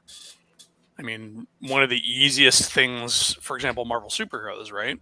It has one mechanic. It literally has like one mechanic for the whole game, and making new stuff in that game is super easy using that one mechanic, and it doesn't blow anything out of the water because you literally say, I want to do this at this level of ability, and that's your whole rule. Because the game has, for the core mechanic, a bunch of charts in it. For example, material strength, fire, and all the levels are the same. They just have a chart that shows this equals this. And so if I want to make up some new thing, all I need to do is know what it does and what rank I want it to do it at. And that's the entire system. Even though it's one unified system, it doesn't, and they're all connected. You can customize it infinitely without any major problem. Holocaust brought up Snits. I haven't played it. That's in reference to the game that appeared in the very early Dragon magazine. It also became a really good board game at one point, Snit's Revenge. It was a separately published board game. I didn't know that. I didn't know that at all. Along with Awful Green Things from Outer Space, and TSR had a bunch of wonderful little boxed games too, boxed board games. So, crunch and the pace of the game. Going on from the sort of style of game, crunch and pace of the game. I have made it pretty clear over my time on here that I like a game to rattle along quite quickly, which is why I lean towards rules light, or whether it's a crunchy game like MERP. I strip things out and make a lot of adjudications based on the rules, but not strictly by the rules. How important for you guys is the game pace? Extremely. You want to keep a flow, absolutely. And good crunchy rules, I think, will facilitate that flow. Like there's a sequence, an order of operations that is intuitive, and you won't feel the crunch even if there's a lot going on. I think that's the right word. They're intuitive, yeah. Don't read them. Go on. No, go on. I was just going to say, like, the main cases when I've seen the flow of the game being interrupted in a crunchy game is when the player says, I need to do something that I don't normally do, and then they say what they need to do, and then it's a case of like, well, okay, we need to quickly establish the baseline for what that is. And, in my earlier days, I would have to look it all up, and then we do it verbatim. Or in my later years, I would say like, well, I know this rule from this system and this from there, and now we'll do it this way, and then we'll look it up later. Yeah. And that's what the experienced DMs are able to do. But I do agree that most system-rich games still allow you to keep up the beat. You just have to be willing to sort of make a call or a judgment call there and then. And having a system that is intuitive helps you with that. Yeah. I don't think that many games are set up to be intuitive for it. I know. Like, I'm just going to use Warhammer. When you've got criticals in Warhammer, in the earlier ones, it would happen left, right, and center. Your character would just be dismembered. Within the first couple of within the first campaign or two.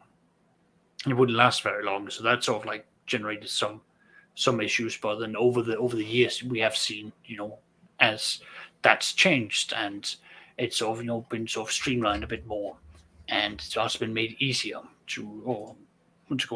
made easier to understand what happens when.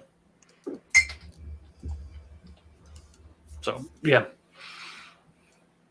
So I do agree. It is very important to keep the pace up, because at the end of the day, that's if there's nothing more unenthusiastic or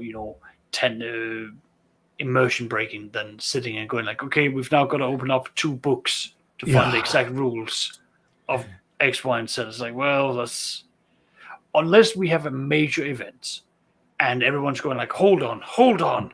This is important to get right. Yeah. Exactly. Like at that point, it's a consensus, and that's when we know that the entire group has all agreed. No, pause. This needs to be addressed, and everyone's scampering to find the rule. That's when you know it's important. And that's As when it's opposed allowed. to, okay, I have to make an attack roll. I'm plus 20 to strike, but I think I might be able to get plus 21 if I apply this skill. Can we find the book it's in? It's like, roll the die first. Roll the die first and see if see if it will matter.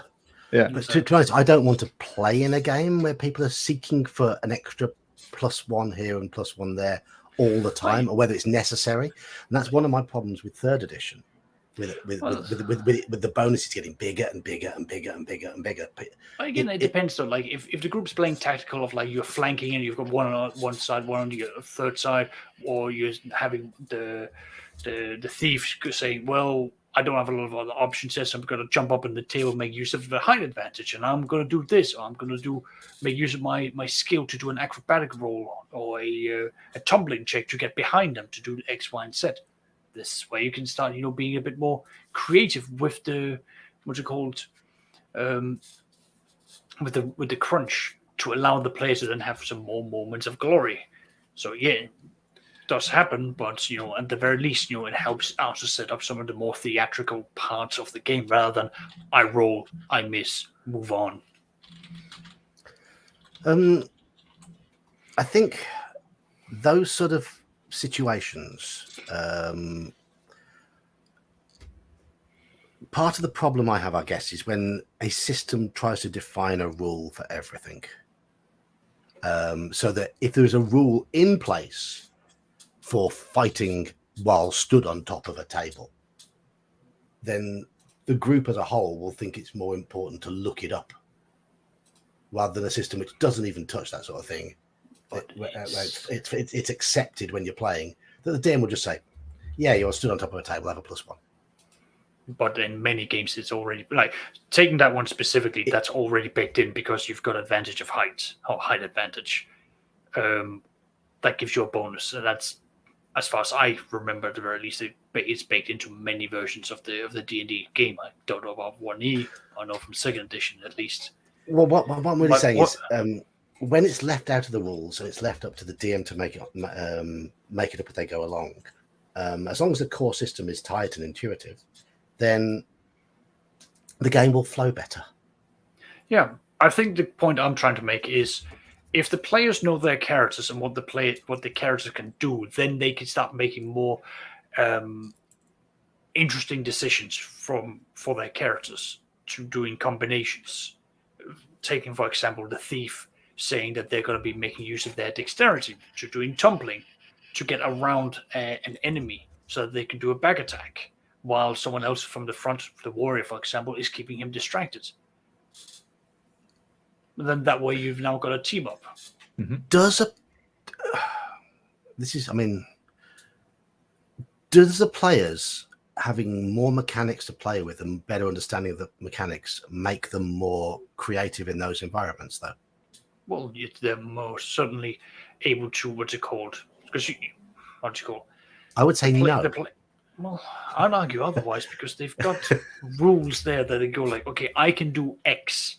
I am able to do this. If I combine this with your abilities to doing Z, now we can start playing off each other. We can play to each other's strengths in that sense. See, some of my most creative moments I've experienced in games have been when players don't know any of those rules and they just focus on the environment and just say, yeah. and they're thinking more about what's going on in the environment rather than they're chasing bonuses, rather than they're thinking of the mechanics and trying to grab a bonus here and a bonus there. But you and I, we also come from different points of view, because you play in person with a group who have got, a piece of paper in front of them that you scribble on a map. I play online with highly detailed maps that are borderline battle maps with miniatures being moved around where everything is there. I have everything. I've got the tables, I've got the bushes, I've got the areas where there are vines. Like I leave, everything's there. And the moments when I don't have those maps, that's when I do scribbles and I get a bit more evocative with the description. But my general style is to be highly detailed. Visual, here it is in front of you. It's a battle map. See, mine isn't. I'm much more seat of my pants. Much Yeah. more seat of my pants. Again, that's different stance that we've got as DMs. Although I did nothing of that for the Shadow of the Demon Lord, but then again, I was going to say I played Shadow of the Demon Lord, and it was nothing like that at all. no, Yeah, none whatsoever. But that's again, like, I can do it. It's not. Is that because we forced you to go seat of your pants a lot of the time? No, we decided from the very beginning, like, this was going to be lighthearted. Well, I say lighthearted. Yeah. It was grimace or hell. It was going to be a more game like theater of the mind, and it was going to be more what's it called, gonzo, more like more funny, like dark kind of funny. It was very spur of the moment as well. It was a lot of spur of the moment, with me having like, okay, here's my objectives that I need you guys to accomplish, and then I'm just sort of like trying to push you in that direction. And eventually,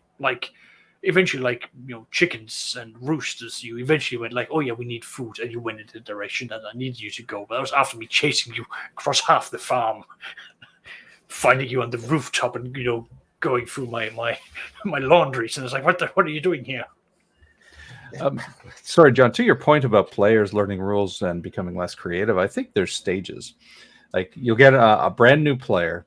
They don't know anything. They don't know the rules. They don't necessarily know what they can and can't do in a game context. They might be a little more creative because they'll just think, okay, I want to do this, fight. Rather than say I draw my sword and I roll a strike, they'll say, well, I want to pull his hair or pull his helmet down in front of his eyes. They'll get creative. Yeah. They'll think of the real situation. As they get to know the rules, they default to what the rules, quote unquote, will allow. And they'll say, oh yeah, okay, well, I hit with my sword. I move this square over here to flank, blah, blah, blah. But then you get the more advanced player is able to merge the two. They will be creative, but they understand the parameters of the rules. Yeah. They'll understand that attempt to blind the guy by pulling his helmet down is a special kind of unarmed attack, perhaps. I will say that a lot of the people I play with who have been DMs, who have got an innate understanding of the rules, do then become more creative. Well, yeah. It's the whole idea of, like, you got to know this. It's whenever you say the things like, you got to think outside the box. If you just forget the box, no, you got to remember the box. You got to understand that the foundation that you are working with to then build upon or build beyond that. Because you got to know what you're working with. I'm just going to quickly respond to Saturnine's question here. Does anyone solo play to crunch out rules and see how well they play and or help memorize them? Yes, I've done that. Just responded to him by text. Yeah. I like to use the AD&D solo dungeon to play through scenarios. The end of it keeps my skills sharp on the rules, at least when I'm not actively got games going, like during the pandemic. But also, it gives me a dungeon in the end that I've got in my pocket to throw at players. Yeah. I mean, it's how I test rules. What is a specific rule? How does it work? Okay, well, what's the scenarios? Put it out there. Put numbers to it. Put dice. Put situations. Add modifiers. Yeah, I mean, when I decided I was going to run a regular MERP game, I did set up a number of combat scenarios and things, and with some test characters, just to see how things played out, to see how I wanted to apply aspects of the rules to make things run smoothly. And if it made me tear my hair out when I was trying to solo play it, then I didn't want to use it. So if it made me tear my hair out, I just hand waved it. It's just the way I am, I suppose. But it is a good way of practically seeing how it'll play out. And even if it is complex and you want to keep it, you at least have in your head the protocol for laying it out for players so it'll run smoothly. Straw Piglet, I get the point of what you're trying to say when you say there's no rule for that. I think a lot of us would have gone through that phase as often as a DM with a little bit of experience, but not enough. We all learn. We go through a learning phase, and as you get more experience, you start to build trust in your own abilities, but also build trust in how the players are going to react. For example, my OSE game, those turtle creatures that I introduced had got different armor classes depending on which side of them you approached. But I don't go strictly on the board. Yes, we have little tokens moving around the map, but it's not a strictly measured out map by any stretch of the imagination. The distances are very rough, and I trust my players to trust me. If you had fought the turtle creatures and you'd attacked them from behind, you'd found out that they'd got a better armor class on their back because they've got shells on their back. Just little things like that. But you if you trust yourself and you trust your players and your players trust you, you can just adjudicate in the heat of the moment. You don't need to be finicky about it. You don't need to be overly precise. You just make that ruling at the time. You say, for example, you're fighting a bullet. You might say, okay, fighter, you're attacking, and the bullet is currently facing you, and you get a chance to strike at its soft underbelly. Off you go. Everybody else, sorry, you're at the wrong part of it. As long as your players trust you to make a fair decision at the time, it doesn't matter. Yeah, I mean, again, well, it's also part of the social contract. And that's something that you build up with your groups, especially if it's a brand new group where no one knows anyone. It's something where you've got to step one, start the build.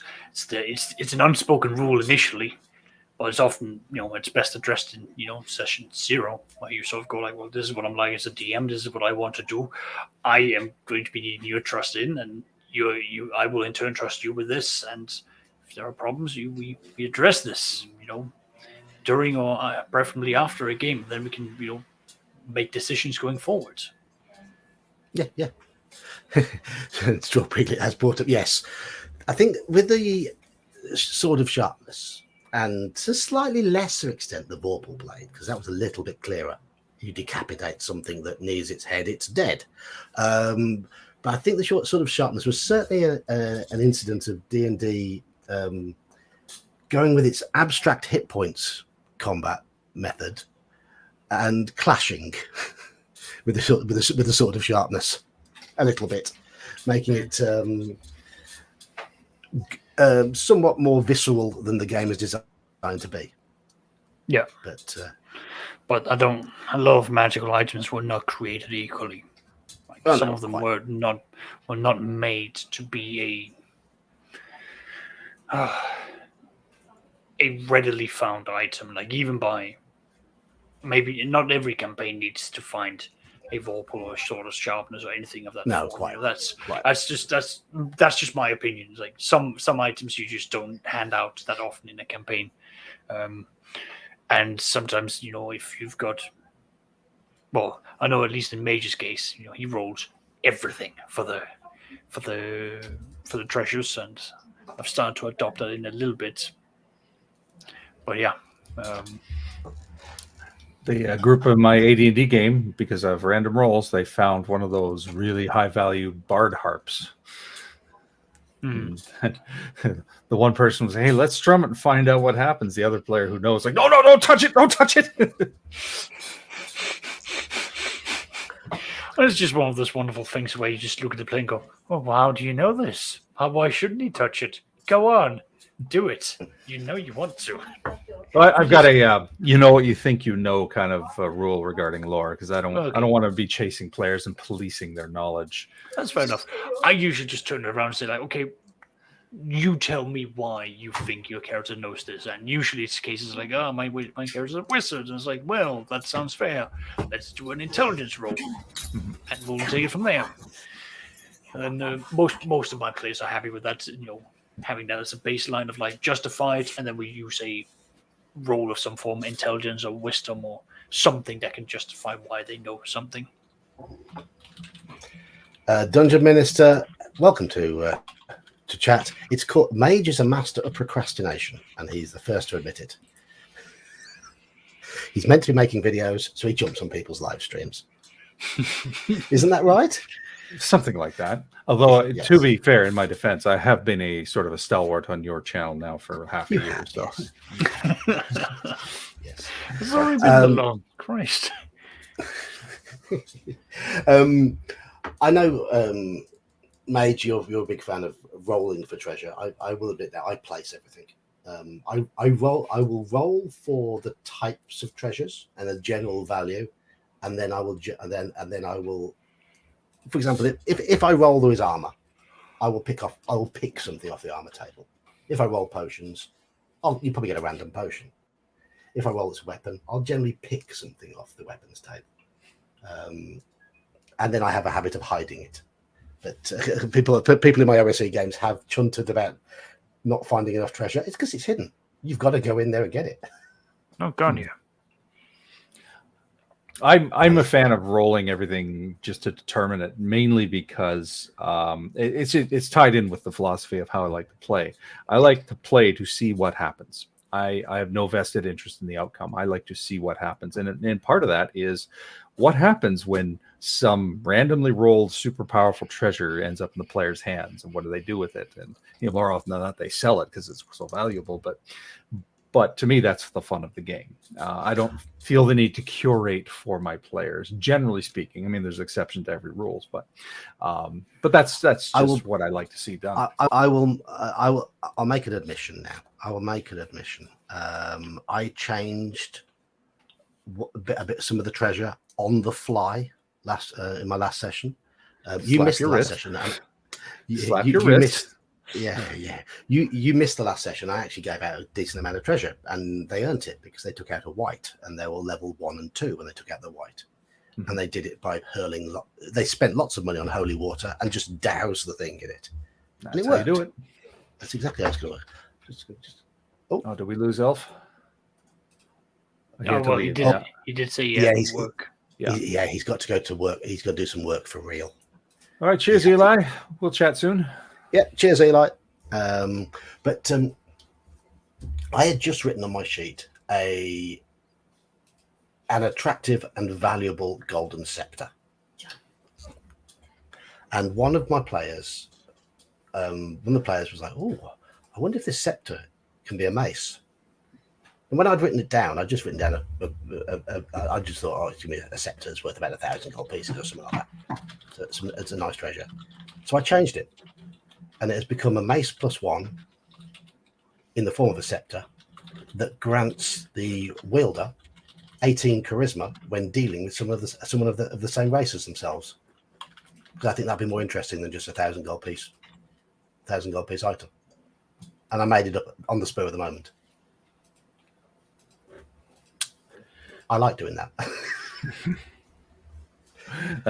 Saturnine asks here, what about identifying magic during the adventure? I don't give out details. Most of the characters, if they've got a cleric or a wizard with them, they'll have detect magic ready to go. Yeah. And so I can tell them yes or no. But as for identifying, that's a trial and error thing, especially with weapons. Or pay through the nose with a sage. If they pick it up and use it, then they'll find out what it does, or find out at least something about what it does. Mm-hmm. In the case of this scepter, they didn't use it; they just took it out of the dungeon and took it to you, because you're the town mage. Yeah, the NPC mean the NPC you yes. Now specifically for mechanics in AD&D, there's the identify spell. Which I always get complaints about because it's so restrictive. You have to, in AD&D, you have to cast it within an hour per level of finding the item. And then it eats up a bunch of constitution. You have to rest afterwards. And everybody talks about how useless that spell is. And then I have to remind them, for the price of a 100 gold piece value pearl, you have the chance of a field identification where you don't have to traipse all the way back to town and find a sage and pay a sage multiple thousands to identify this item. So identify is extremely useful if you want a potential field identification mid-adventure. But you can just take the risk and try it. You can, but some items are more complex and they have multiple facets, or they,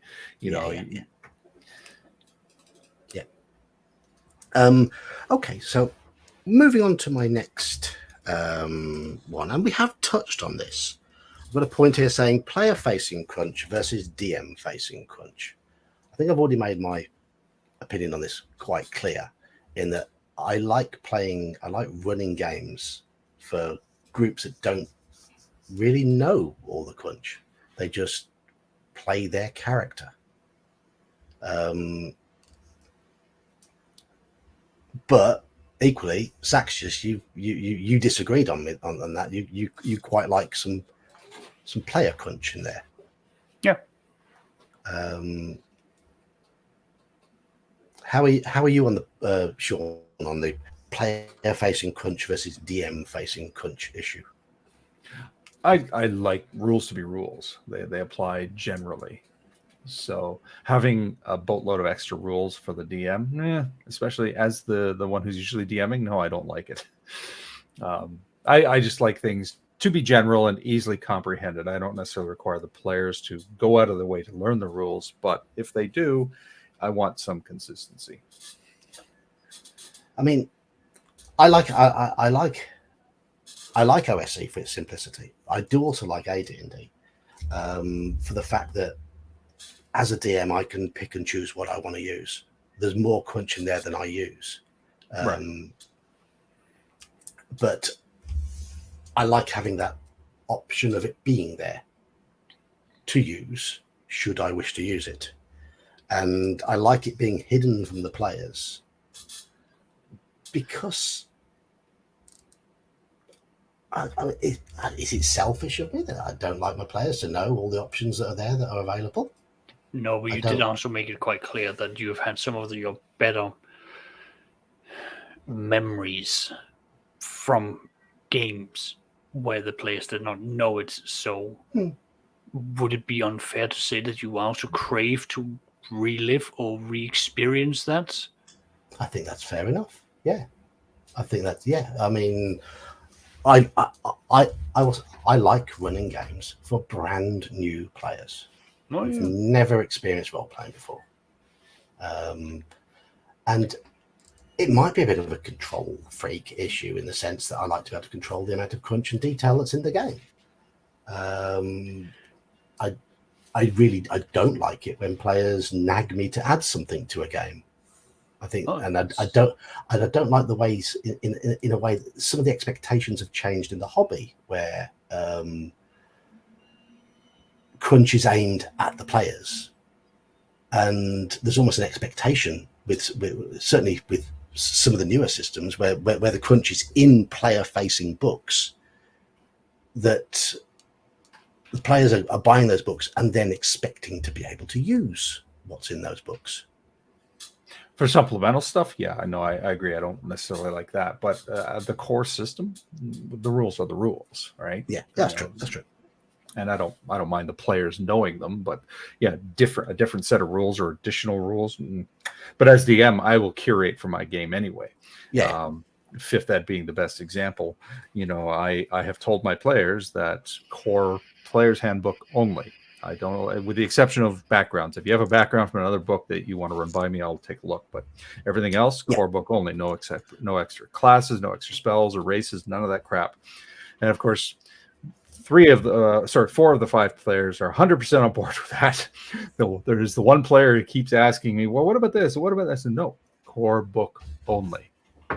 But he gets it. Like he doesn't push it too much. It takes, yeah. I mean, that's just a situation I want to avoid. If anything, I don't even like my players always to be aware that those options exist. I'm sorry, I really no, don't. but I'm getting the impression that you want the players to poke and prod and explore the world, both in terms of the story as well as mechanically. Start asking you questions: can we do this? Can we do that? Would we be able to? I don't know, like, can I combine a spell of detect magic along with the thief's ability of detecting traps, so that we can heighten his abilities of detecting magical traps, and then take it from there? Or would I be able to do X, Y, and Z to improve things? Things like that, where there aren't a mechanical bonus or background or even backbone for it, but the creativity of the players have now allowed you to basically generate something new. Yes. Yeah, I'm quite happy with players trying those little tweaks. It's when they go seeking through books for extra crunch to bring into the game, and I just like to run games my way. I would say but that's just it. Even so, you as the DM, they might bring something to you, and you say, okay, I like that, I'll allow it. But that really does boil down to the DM saying yes or no. Yeah. I mean, I like it. I'm going to use my Saturday second edition game. I really like the fact that I've got two players who are very experienced with D&D. One of them has borderline encyclopedic knowledge of second edition and many of its expansions. And you've got two people here on this stream who are probably fit that bill as well. Yeah, my point is like that's my point. Like I have a game where I have two individuals who've got a very sharp knowledge. Like I would say one of them has got he's leagues and bounds more in tune with the rules of the game that we're playing than I am, but he's enjoying the story I've laid out for him, because on more than one occasion I have surprised him by what I've laid out, and when he starts seeing the breadcrumbs, it's making sense to him, so he's enjoying that. But the thing is, like, I like that because to me it's a challenge. I like the challenge that I'm up against individuals who are very intelligent, they know the system, they play well with each other, and I'm able to sort of go like, okay, I don't need to dumb things down. I can go into this as hard as I want to, because the players are, I mean, we've had the agreement that 12, 14 intelligence would be the intelligence of the average player sitting at the table, so they were all able to sort of like get away with making some very good and very brilliant decisions getting through it. And I like that. I like the fact that I was able to like throw out challenges at a group who was able to then start thinking both within the confines of the rules as well as creatively. Not to mention that we've got a player who's an absolute wild card, because although he understands how to play his character, he is not allowed the rules of the system to dictate how he plays, because he decided that in the middle of a fight where the drow had showed up, that he was just going to say, fuck it, I'm tackling them. I'm going to tackle one down, and I'm just going to, get him in a chokehold. Ground and pound. Exactly. I'm just going to do this. One of the players were like, wait, your character has a history of never wearing your armor or pants when you have to. Are you wearing any of that here now? And we had a moment of silence where we were just like, we don't actually think he is. We're just like looking at the place like, I don't think he is either. I didn't even think about this, but yeah, no, this makes sense. My character teabag to the list of things I'm going to do to him. Exactly. I was just like, we didn't expect this. None of these things were expected. And when the player shouted, "Accept the magic I'm casting upon you," and I'll be told we're now casting enlarge upon the, underwear wearing dwarf who's now going to be running around with the drow. Like he just goes, you know what, YOLO, let's do it. absolute wild card, but we love it. We have a lot of fun with it. The players having a lot of fun with it, and it's a good mix. And that's just a healthy gaming group that I found that's able to sort of say like, okay, we all expect crunch and mechanics driven games where we know that our decisions are going to be backed up by rules. Not that they are ever brought up to the front of where you have to roll all the time, because we know that these decisions are made sometimes in the background. Sometimes it's just me glancing at the character sheets and going, okay, your stat is blah, or you've got a proficiency of blah. I don't need you to do X, Y, and Z because there's no consequences major consequences for a failure. So hand wave, you have a success, you take some time out for this. So this is difficult. Are you sacrificing time now? And these are the main differences between the way we run games is you seem to like a precise system. Yeah, that crunch gives you that preciseness. Yeah. Whereas I like just a solid core mechanic where I can just go just go silly with it. Yeah, that's fine. That's it works wonders. I mean, hell, even with Shadow of the Demon Lord, you can become very precise. You can get really crunchy. Looking at how the characters progress as you level up, and you can just disregard the majority of it and say, well, I'm only going to be using 4 or 5 of them, if even. And then The rest is just have fun, and it's. Let's say hello to Shadow and Sun. Welcome to the chat. Not seen in a little while. People are discussing. I don't know why they're discussing 5th edition concentration, but here I agree. It's a rule. It's crunch. It is, yes. I agree here. There's a debate made that I agree with. I don't dislike the idea of concentration. I think it's a decent mechanic where it stops spellcasters from piling on more and more spells, which was a problem with some editions in D&D. And I like the idea of breaking concentration. I think that sort of almost fits in with the it's very similar in a way to the old school idea of disrupting spells.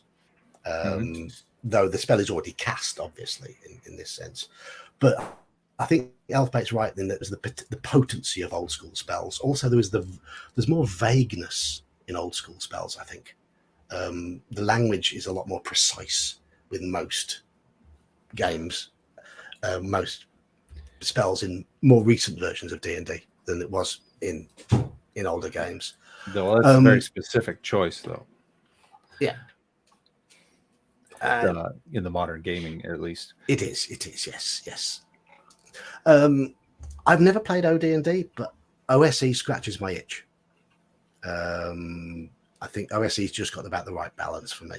Yeah, I have the OD&D books, and I've read through them, and it's like I don't think I could play it. It's interesting to have, and this fun to read. I got to reread them, but it's not a system I think I could run. I think it also relies on chainmail, and yes, just based off the chainmail war skirmishing games, and it is very, to my understanding, heavy on the idea of like it's a war skirmish, right?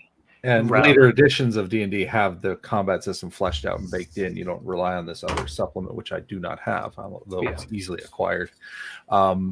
It's interesting, but it's not a system I'd want to play.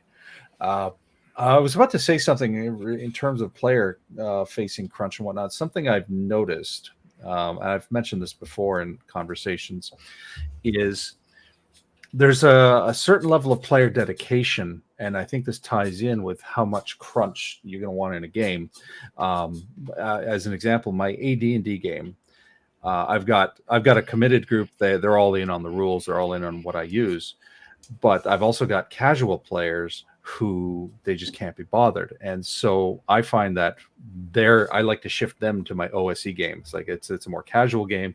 They don't have to worry about learning rules. Whereas for AD&D, you do want players who are going to be committed to the crunch, because over time, especially when you get to higher levels, you need the players to know what they're doing. You can't be a 10th level fighter and say, what die do I have to roll now to roll for damage? No, you should be on that ball. That is true.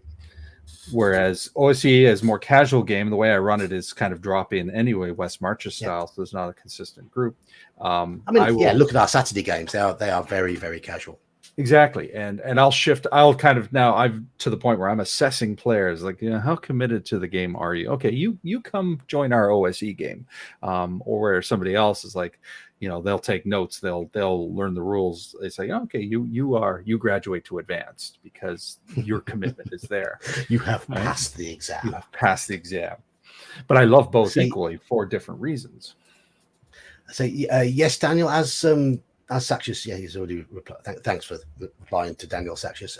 You can join the link is in the Discord. So if anyone does, if anyone does want to join in the chat, we've got about an hour left. I can paste the link in here if you want. It is in the Discord though, so if you're on the Discord, then it's very accessible on the Discord, and I recommend we keep it there just so we don't get flooded. That's true. But I think most people in chat are part of the Discord anyway. That's true. That's the thing. Yeah. If anyone wants to join the Discord, you're more than welcome to do so. The link is in most of my videos. I didn't put it in the one I did yesterday. I put it in one of the ones I did yesterday. I haven't put it in for this one or the second one I did yesterday. Hello, Omanal. Oh, here's Omanal. Hi, Omanal. We're discussing crunch, Omanal.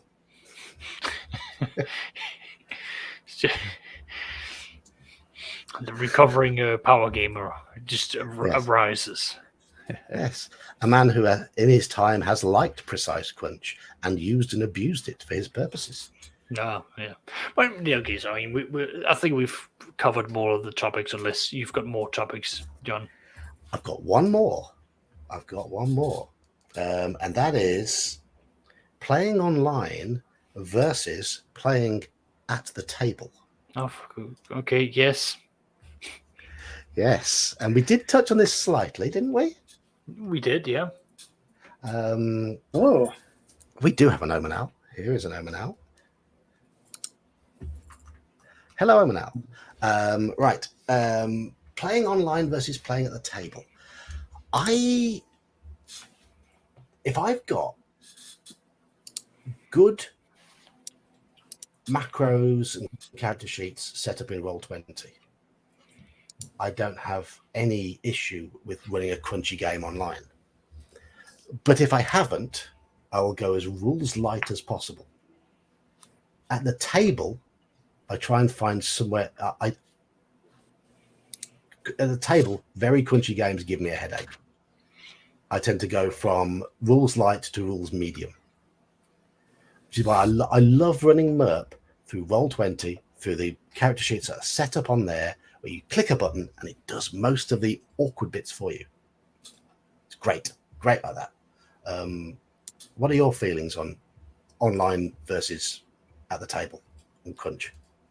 It depends on whether or not the VTT is set up for the crunch. Like I ran AD&D online, I ran 5th Ed online, and I won't ever run AD&D online again because I can't get the dynamic that I want, and it's too much. 5th Ed works well online because it's almost designed for that. Yes, because it's a modern system, which is the in thing at the moment. So people have spent a long time working out character sheets that work, that can streamline some of the awkward bits. You've got little things you can click on the character sheet, which will show you all the stuff you need. Yeah, it's all built up and built in the setup. Yeah, that's true. To that end, though, OSE or basic D&D would run well online because it's so simple, but you can still get what you need with the grid and everything. So I would gladly run OSE online. But yeah, AD&D, no, I've decided that, especially the way I run the game, that is going to remain exclusively a live thing. Go on. I'm listening to this and I look at, admittedly, I've bought a fair number of modules for Foundry and going through things. Mm-hmm. And for Sean, I can understand, I'll be honest about this. If I could get everyone... We want you to lie, man. We want you to lie. Totally. Oh, no.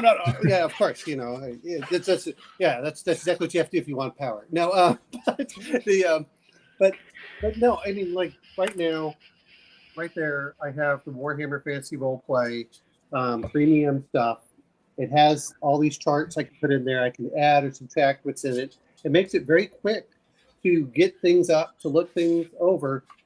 If it was up to me, I would like the hybrid, which is, hey, I've got my two 32-inch monitors that actually my Dungeon Master screen. I'd like to look over you all or put them far enough apart that I could look down at people. But that would require a whole new thing.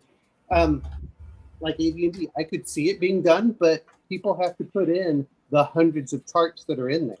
Then you have to set it up. And like I said, it's in certain cases, like, look, I don't want to spend 20 or 30 hours doing all the setup just so I can start an online game. It may save you time in the long run, but it won't save you in the short term. And that's the way that I feel about it. Is as I get older, I want simpler, just so it does everything. But if I can automate a lot of stuff, then I'm willing to take a more complicated game. That's the way I look at it. Well, I tried running AD&D using Roll20, and I didn't like it.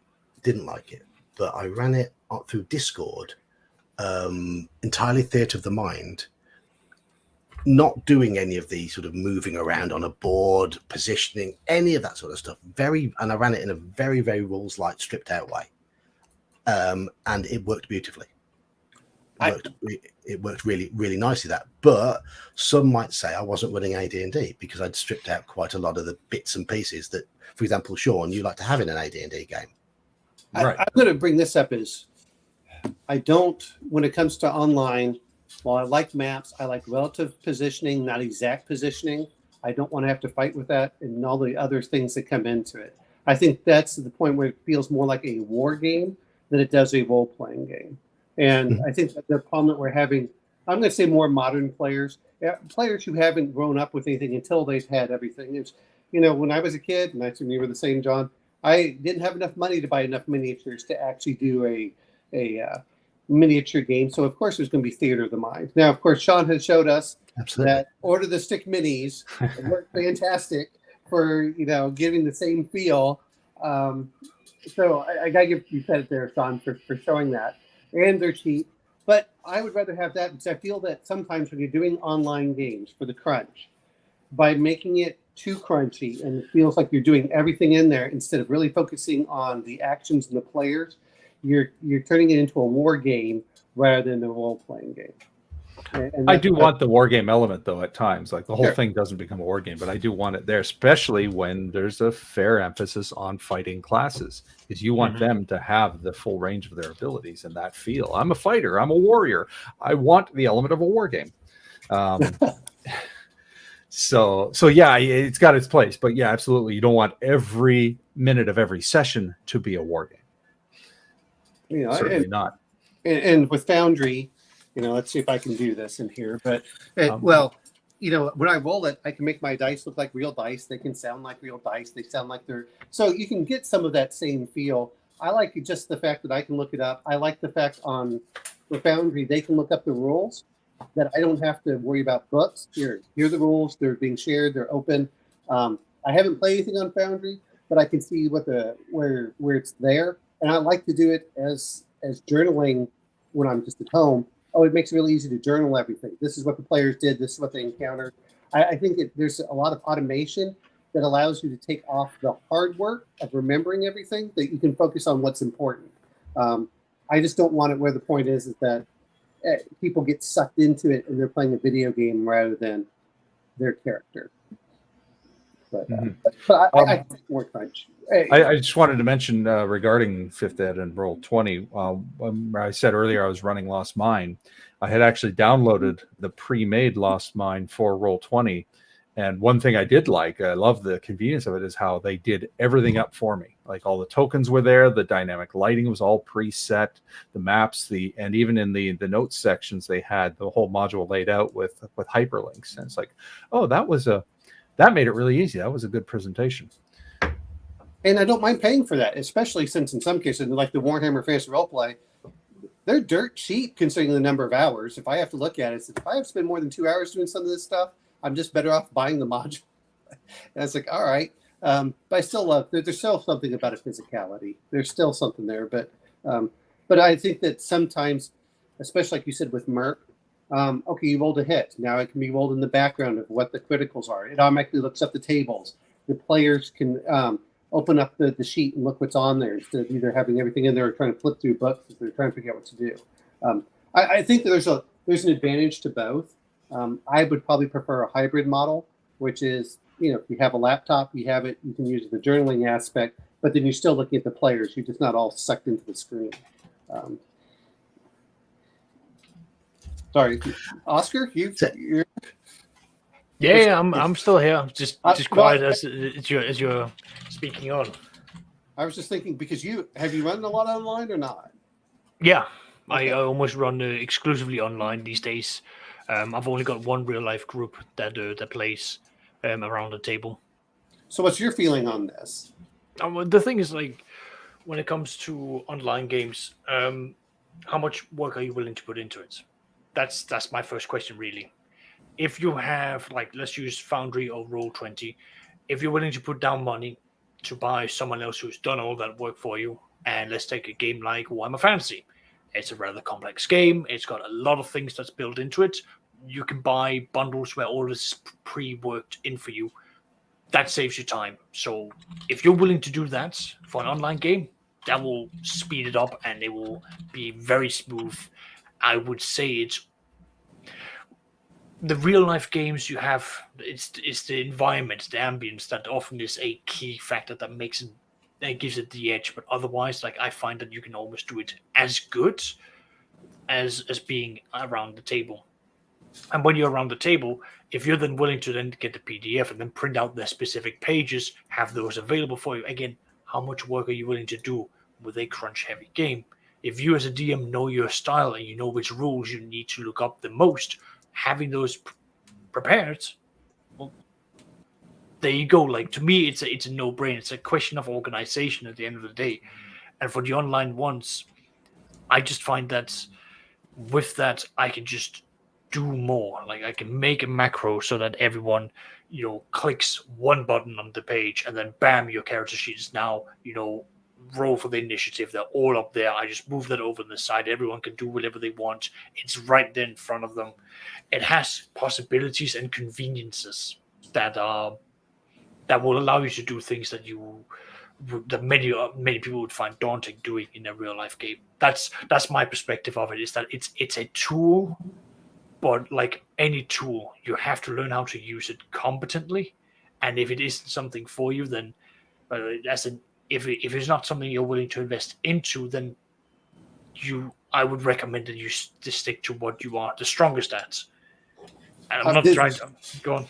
Well, no, I mean, the other part is, and I know for Foundry, is I can, instead of the players having to buy all the books, it's very nice for them to say, okay, here you go. You can set up permissions on what they can look at.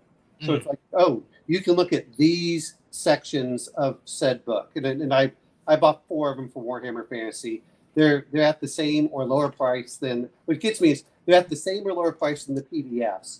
And yet I said, okay, that's worth it if you can go through it. The players don't have to do it. You're like, okay, just go roll this. They're like, well, I don't know what's in here. Well, you're not supposed to look at that because you don't have permission. You can look at the map, but you can't look at like the location. You're like, oh, okay. And that's what I find very powerful in certain aspects is now players, one is it cuts their costs, so it encourages them to play if there's coming that. The other part is if they have questions, they can look up certain rules, like here, go look this up, but they're not getting the privileged aspects to it. You can't look up in the the module. Okay, you can't look up at that in the module, and then you can always set like, okay, let me set up like with Call of Cthulhu.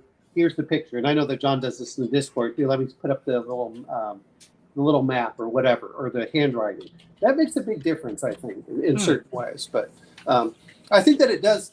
I think it has its place. I think the problem is that people are trying to do an either or, and yeah. I think going back to the whole crunch thing. I mean, at the table, certainly my preference when I'm running face to face is I like to have the freedom to get up and move around when I'm DMing. I don't want to feel beholden to my seat with all my tables, and I play with a screen. I'll have a module or whatever notes or maps behind the screen, but I like to spend a lot of the time up and about moving around.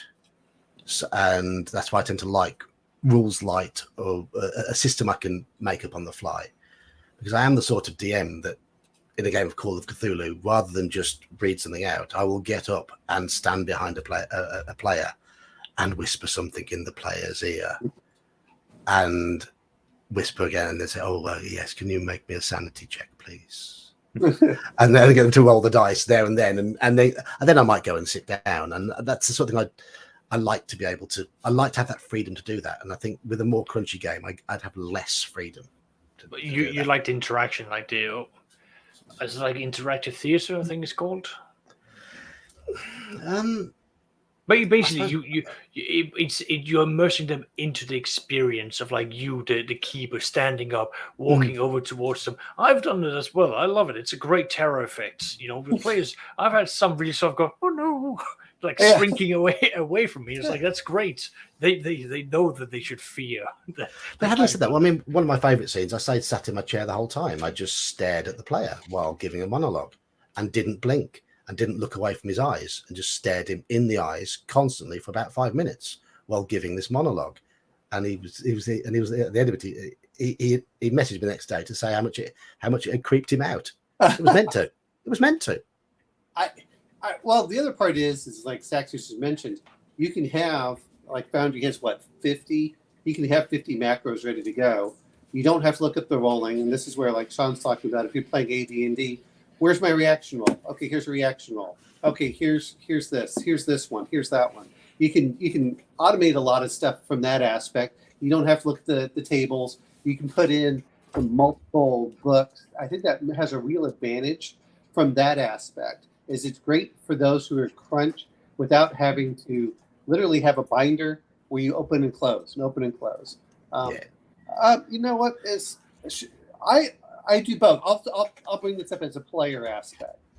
I like to roll the real dice, but when it's an important and critical thing, I try doing it online so you can get everyone's reaction at the same time. Yes. There is something to be said for a roll in the open where everyone can see. I don't have any real hang-ups on this. The players can do the dice pretty much however they want. A lot of players like to roll open in the chat or click on something on Roll20 where it's visible. But if you want to roll your own dice and do it all on trust, I'm quite happy with that. And as a DM, I'll do both. I will roll the combat dice for the players to see, but I'll be rolling other dice that they can't see. The sort of stuff that would go on behind the screen. I'll be rolling real dice on my table while I'm running online. I'm going to say for Shaw Piglet, because this is where I found it was the most critical. We were playing Call of Cthulhu with John there, and we get the critical successes in front of everyone. Yeah, there's that excitement that you get, and then when you roll a critical failure, it's the same way. And I know with Grumpy Old Slan and Gingerbeard, when we were all there together, it was like, okay, I've been rolling on my table, but guess what? It's a critical roll. I want them to, it's a tense situation. Let's put it out in the open so everyone can revel in your failure, your success. And you will always remember that scene where your character was the one who survived a horrible incident because you had that critical failure at the perfect moment where you collapsed pretty much with exhaustion and got left behind. Yes. Well, I also remember when we took out the vampire in the bottom as well. Or you went berserk. Okay, and then the same thing with Grumpy Old Slan. He only had a 20% chance of doing something, and he rolled a critical hit. You want that's part of the excitement of playing in person, and this is part of the reason I do like Foundry with the dice so nice. Is it feels like the dice are actually rolling. I know they're not, but it has the visuals and everything else. So you're like, oh, that's the way it looks. Let's see if I can actually get the dice equivalent here. But anyone that's actually seen, go ahead. I think the key to a Piglet here is it's play with players you trust and play with players that trust you and just don't have any hang-ups. And that's the way it is. It sometimes takes a bit of time to get past the hang-ups. I will admit, when I first started it, I was thinking, did the player really roll that 19? And it's only natural to think like that to start with. And then once you get going and into it, you realize it doesn't matter. If you're playing with the right people, it doesn't matter. So when I started out with my second edition game, I said that I would do everything out in the open. Like, my dice would be there. I wouldn't explain what all the dice meant. Yeah. Simply because, that's how I've been doing it. But it led to them understanding that I roll below average on a very consistent base, which led to some of the most hilarious things. Like we discovered that playing Shadow of the Demon Lord that you roll poorly. You did. It happens. And I would also, in my Saturday game, I would be rolling the hit dice for the monsters, meaning that most creatures on a D8 would have about 3 or 4 hit points, probably less. And I think you discovered when I was playing with you that I have a habit of rolling extremes, either very high or very low. Yeah, I might roll 3 very high ones in a row, followed by half an hour of constant abysmal. Can you guys hear me? Yes, we can. Yeah, Daniel. we can hear you. We can hear you, Daniel. You're right. Yep. All right, cool. It took a while. Sorry. That's all good. That's all right. In terms of the dice rolling, if I'm playing online, we use Roll20, so the dice generator's there. Everybody rolls that, so we all see the rolls. As DM, I have the button I can click to whisper it, so I can roll secretly if I'm doing the reaction adjustments and whatnot. Yep. In terms of live play, it's more or less the same protocol. I roll out in front as more often than not, and if dice rolls that the players shouldn't be privy to, then yes, those I'll roll behind my screen. But for the most part, I'll do all the rolls in front. And yeah, what you were saying about like that Call of Cthulhu game, same applies in D&D. Players, everybody seeing all the rolls is great because that builds the tension. You know, that big attack is coming down on the fighter who has one hit point left, and so this hit will kill him. Suddenly, everybody holds their breath when that die rolls, right? And they cheer if it's a miss. And that's great, or vice versa. They're coming down, they're doing their attack on it, and a monster is almost dead, and the fight's been protracted, and then they get that 20, then bam, you know, they'll just erupt, and that's part of the game. That's the fun. That's the excitement. And speaking of hot and cold streaks, I think Daniel, who's in As Guns Are Cool at the moment, you are. Oh, I am so cold, it's stupid. No, I think you're the perfect example of someone who's had hot streaks and cold streaks. Look at my you've had your hot streaks. Roll. Look, I mean, my cleric, his wisdom and constitution is amazing, but I can't fight to save my ass. That is correct. Yes, I can stand in the front line, but I can't do anything. And your hit rolls are pretty abysmal usually. Oh, they are. They're horrid. But your character's got tons of hit points and good armor. Yeah. You can just stand there because you had the good rolls then. I'm honestly glad I had a witness. I can't remember who is still online that whenever I hit second level, because honestly, nobody would believe. And you helped me roll up my character. Yeah, I witnessed you initially roll your character. Nobody would believe I had my rolls for what I did. But I could not kill a kobold if I had to. Truly, I couldn't. It sucks. So I mean, Daniel, what's your preference when it comes to crunch in games? As in rules light or rules heavy, or I mean, I know you're now running games for your kids and your family. Do you prefer running rules heavy or rules light, or just go with the flow? I'm kind of like middle. I do if you roll a 20 on a 2-hit, you do extra damage. Depends on the campaign on if we're doing double or max or whatever. But that comes from when you start simple and tweak. Yeah. Especially now I'm starting the kids and the wife, they're new. So I don't want to overload them. But when I played 20, 30 years ago, a lot, we would play every Sunday. It was religious, 3 to midnight, no matter what. 3 to midnight, you were at my friend's house. And then every major holiday, Easter, Christmas, New Year, you were there up to 16 hours. We had a lot of house rules.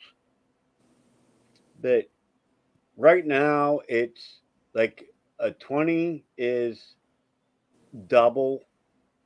And then, we went back to, when you roll up a new character, straight down the line, 3d6. Just because I'm trying to, get them started, and then we'll figure out what works. What system are you using? Are you using basic D&D? Yes, for now. So something nice and simple to get them started. Yeah. AD&D or 2nd edition is way too involved. To try and get somebody new, you just can't do it. Especially, for me, it is. For me, in terms of my channel, it's one of those feel-good stories. I don't know if everyone is aware that Daniel started watching my Friday night reading Fighting Fantasy streams, and his daughter was watching as well, and she's now playing D&D because she was watching those streams. It's cool. And It's way cool. Yeah. And got interested in it. So makes me feel No, nice and warm there. It's really neat. It truly is. Yeah. So Saxius has had to go because he's got work in the morning. So I was to say thanks to Saxius and thanks to Elfbait for contributing in the stream early on. We have pretty much come to the end of all my topics. So, I'm going to say one thing because I missed it. I like rules light systems because they're fast. You can move very quickly. Correct. Yes. Yeah. That's Yeah. as I get agree with older. that too. As I get older, I don't want to have to remember all the details and rules because you have because unlike some people, I have like probably 30 different systems. It's a lot easier for me to come back and say, "Oh, I understand this one conceptually. I just have to review it if we're going to play it." Oh, okay, it's going to be like this. If it's very rules intensive and crunchy, I'm like, "Oh man!" And to be fair, I say this, and then I'm looking at the stuff from Warhammer Fantasy, which I've gotten. I'm like, oh yeah, I like this, and I like all these rules, and I like this one, and I like this one. But the rules are still simple to understand. I don't have to look for that much. I still determine what the difficulty is. Okay, it's this. Okay, it's this. It's are you sure you started watching quite late in the stream? Because these are all things that we were discussing, and I did say as we get older, as we get generally more experienced. For me, I don't know about you guys, and you guys, I'm sure you two too. We know all the rules, but since I'm bringing in new players, I don't want to overload them. I used to, but now as I've gotten older, one thing goes in, one thing gets pushed out. Yeah. More and more. So more and more as it comes in, I'm like, look, I can forget what page number everything is on the AD&D stuff as I just slowly push that stuff out, and I can stick with basic. Like, okay, I can add this one in here, and But and to be fair on this, I don't disagree. It's easy to get players into systems that are quick and fast. I don't want to spend more than 20 to 30 minutes trying to explain. When it takes you, like, I loved Refs. That whole system was awesome. But when it takes you 3 days to roll up a character, you don't want to do it.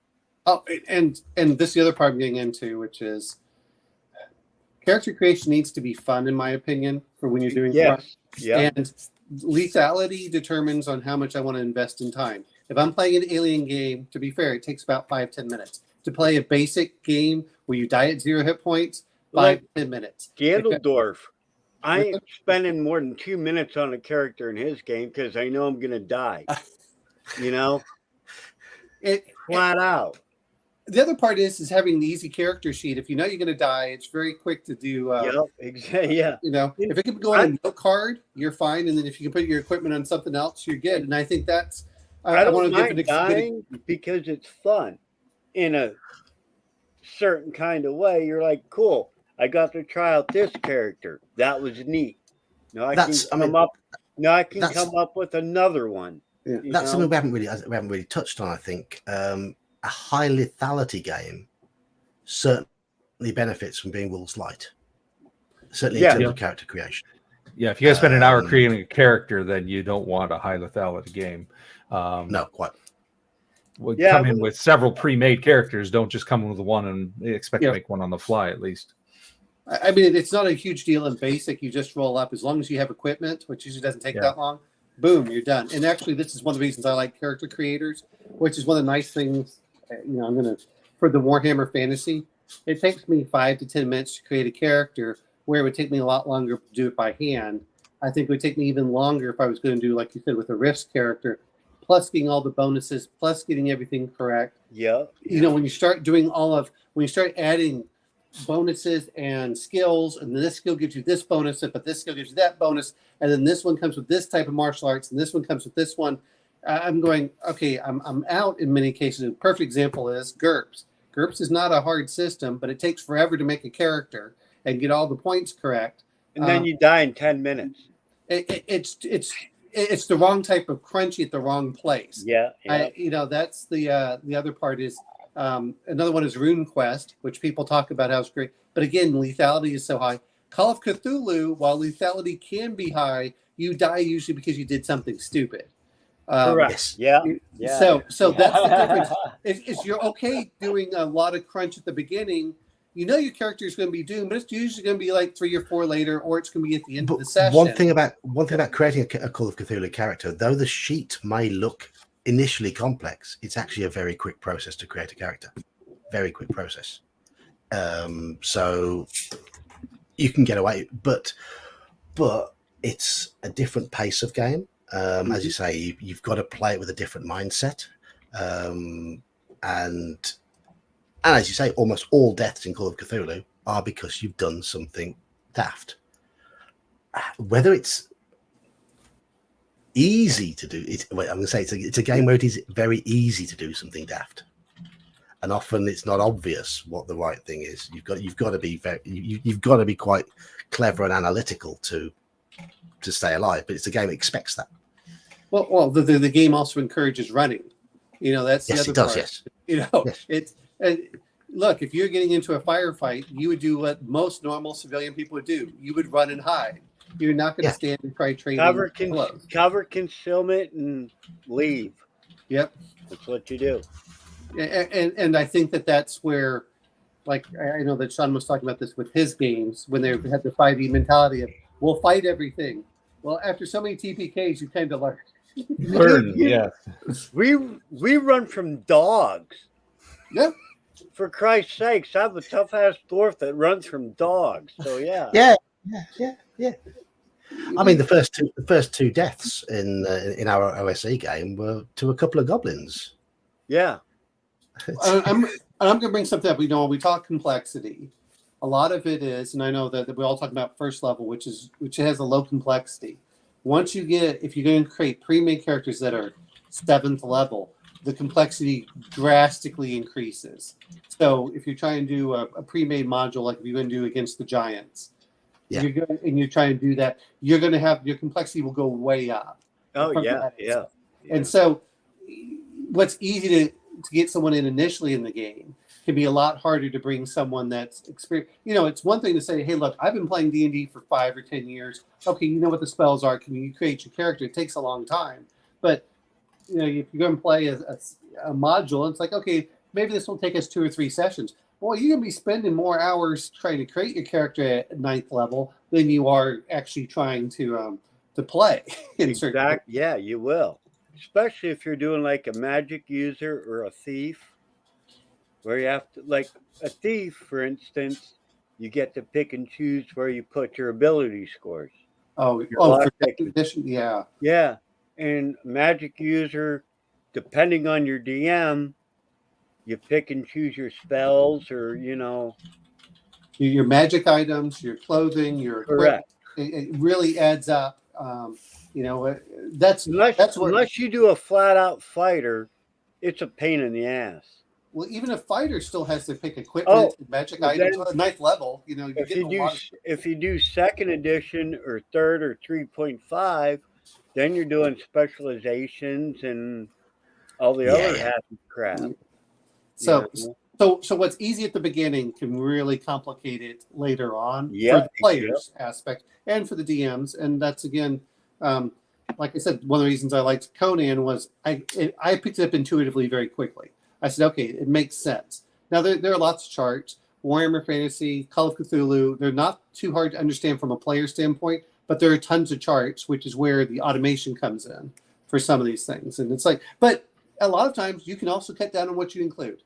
That's a great thing. They're very scalable. You go, okay, I'm going to cut out a bunch of these roles. All right. Yeah, of course, yeah. Yeah, I'm just going to say to practice. I did a body count on our OSE game at the weekend and posted up a big list of all the characters that have died, and we're up to 13 now. You know what's awesome? We have a one-eyed dwarf that's still doing good. Yes. I'm bragging on that one. We've got 3 of the regular players here on the stream. I've lost 2 characters, and Mage and Daniel haven't lost any yet. Oh, what have you been doing, Sean? Not playing. That's the secret. Oh, there you go. I mean, I'll be honest. Is I keep wanting to join in, but I've been busy for this thing. I'm like, all right, I've been getting stuff done, or I have my son for things. So it's like, all right, I want to just relax. Like, I don't want to get into a game and spend 4 hours. I know it's a drop in, drop out game, but sometimes it's just like I just got to be in the right mood. It's just like, okay, go. And since you guys are all low level, that's not too hard. I'll say now. I mean, Gingerbeard is running modules for magazines and stuff that he's adapting. I'm running self-made nonsense, and I think isn't Gene running something that he wrote years ago that he's adapted for OSE? Maybe I don't know. I think I only did one of Gene's sessions. Right. But I mean, 3 different DMs with 3 different styles, but it's all working. It's all working. Well, actually, you guys aren't really all that different. I mean, you are, but you're not. You know what I mean? Y'all have the same basic philosophy. I guess And what's it's that? kind of hard to explain. But that's why we're all on the same channel, because we all, agree. If you think about it. I wouldn't say we agree on absolutely everything, but we but we have we're we all have a adults and degree we of can talk about it. exactly, and we have that necessary trust between fellow players and DMs. And Well, it's more than that. The things we don't agree on, we don't necessarily crap all over the other for it. Like, exactly. there are other people who should remain nameless who will absolutely dump on anything they don't agree with as being wrong, right? And that mentality is just sort of it's like, the one thing I ahead. love, and honestly, that's why I've stuck around. And actually, you can ask John because I donate and stuff. And it's the fact everybody gets along, and I can take one eye from your campaign to John's campaign to somebody else's campaign, and everybody's cool with what he has.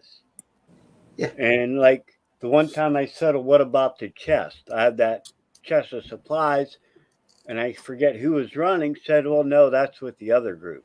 That's fine. I don't have an issue with that. But it's cool that everybody's on the same page.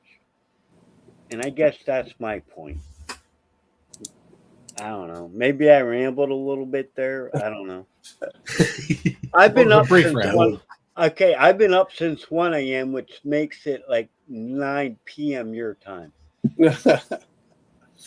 But I mean, we are now at the rambling stage of the stream because we have pretty much torn this topic. It's just cool that everybody that runs a campaign agrees with everybody else, and there's no issues between characters or items or anything. And that's what I really like. Yeah. So. Yeah. I would say mature players playing a fun game, and we all know the aim of the game, and we all agree to the aim of the game. And that the fact that my daughter hacks my account and sends you guys messages when I'm sleeping. Or my wife has to jump in and say, sorry, he's sleeping. There's no problem with that. She can join in the game if she wants as well. Actually, I've been talking to her about that. We're working on that. I'm hoping maybe not next week, but the week after that I'll get with somebody so I have a witness and we can roll her up a character and then she can just one character. What? Just one character? You're awfully optimistic, is what he's saying. Yeah. Well, hey, but anyhow, I just need a witness. So it'll have to be like after a game session or something, or maybe I can catch somebody online. I just want a witness.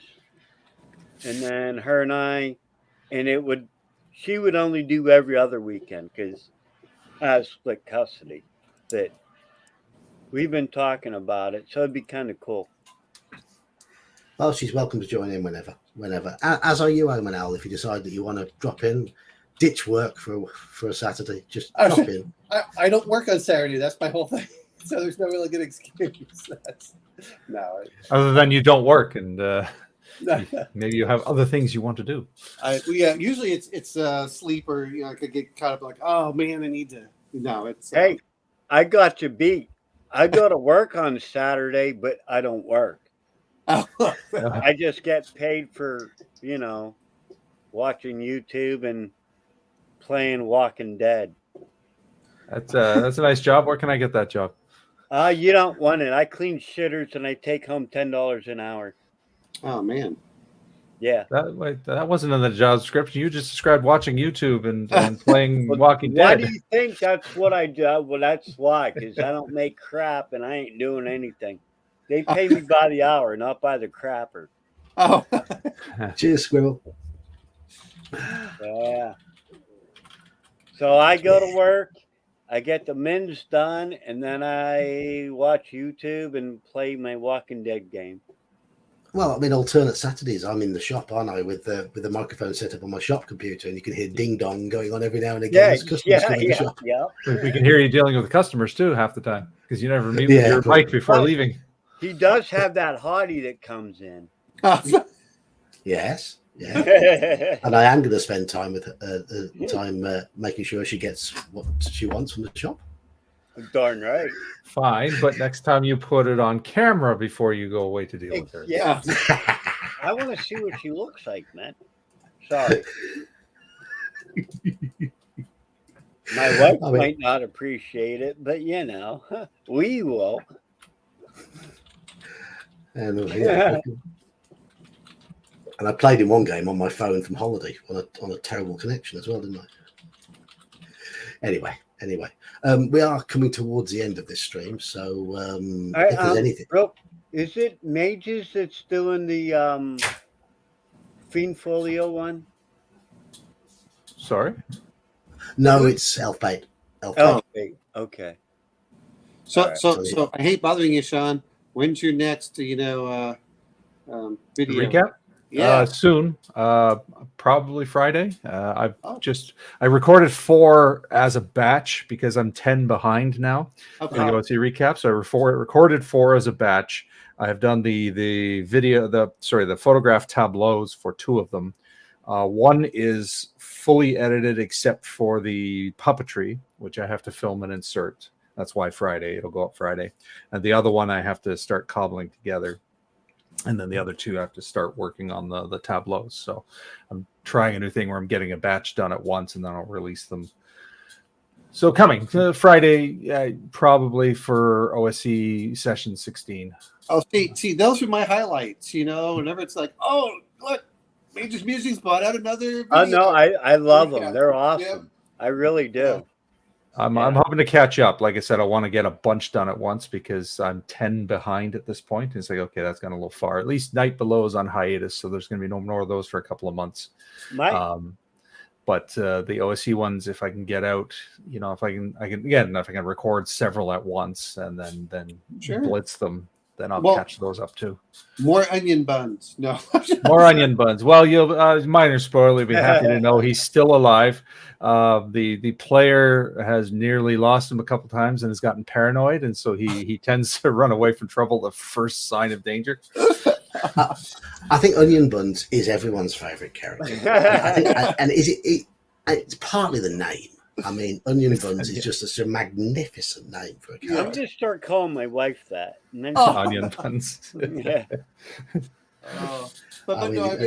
He still doesn't believe that he's like the player. No, he doesn't believe that Onion Buns is such a popular draw. I tell him, it's like, you're the new star. Well, what is the name is just perfect. And then some of the antics he did early on, he was just like, all right, this is the one I want to see. Yeah. Marcel has made his return after a bit of a hiatus. He played Lego Lost in the early days, and so he had some of the antics too. But so some fun stuff coming up. We're trying to get the Dungeon Minister back. He wants to come back. He was cool. the logistics of him coming. I don't know how many of you know the geography of Toronto, but based on where I am and based on where he is, it's probably in clean traffic an hour's drive. Oh, really? Wow. Through Friday night rush hour, you're looking at 2.5 hours. It's a rough go. But couple of my players, a couple of newer players, friends of mine, they live just south of him. And so if I do remote games at their place every once in a while, he can make it. So we're trying to coordinate schedules. Also, the Dungeon Minister's doing a con up in north of where he is. Cleric Con. Yeah, I heard about that. And I'm going to run some tables there, and I'm probably going to tie it into the continuity of the OSE campaign. So I'll recap whoever plays at my convention table. So when is Cleric Con? Just since November 4th to 6th, I think. Okay. That first weekend, yeah. If I was allowed to cross the border, I'd show up. November 3rd, 4th, and 5th. Yeah. So yes, that's the long-winded way of saying yes. More recaps are coming. I'm trying to catch up, but I also want to get more rules videos out. Now that I've sort of delineated very specifically, the wizard is going to be covering OSE stuff, and the Demi-Lich will be covering AD&D stuff. And anything that overlaps, we'll probably see them crossing over. So I got to start writing up things like that. And get those out, because I don't want it to be all recaps. I want to get some more theorycraft stuff out there and more rules vids. I'm going to say this much. I don't remember if you've done it. Reaction rolls, because that's one of the most ignored aspects of D&D. I think is a huge thing. Which the reaction? Sorry. Yeah, reaction. Yeah. Because most people ignore those rules. They look at charisma as a dumb stat. And yet, when you really look at when it comes into it, is just how powerful it can be in the game. And Absolutely. It's one of those as a kid I completely ignored, because you're like, oh, okay. We all did, yeah. But it really takes seeing how it works in the game to understand it. I didn't get it for years until a player who knew how to do it masterfully just did it. He didn't even show. He didn't make a lesson out of it. He just used it. And I was like, I had the light bulb moment. Oh my God, that is amazing. Never dump stat charisma again. You can dump stat strength, but you can't dump stat charisma anymore. That is what started happening in my games when I started applying charisma to things, and people were like, wait, what? Especially when you got a medieval society where, say, a magistrate who's dealing with player characters who have broken the law. Because he's like, oh, I like you, so you get 3 lashes. You off with his head. Wait, what? I've now, certainly since watching Mage's videos, I've started using reaction rolls a lot more, but I like to use them behind the scenes.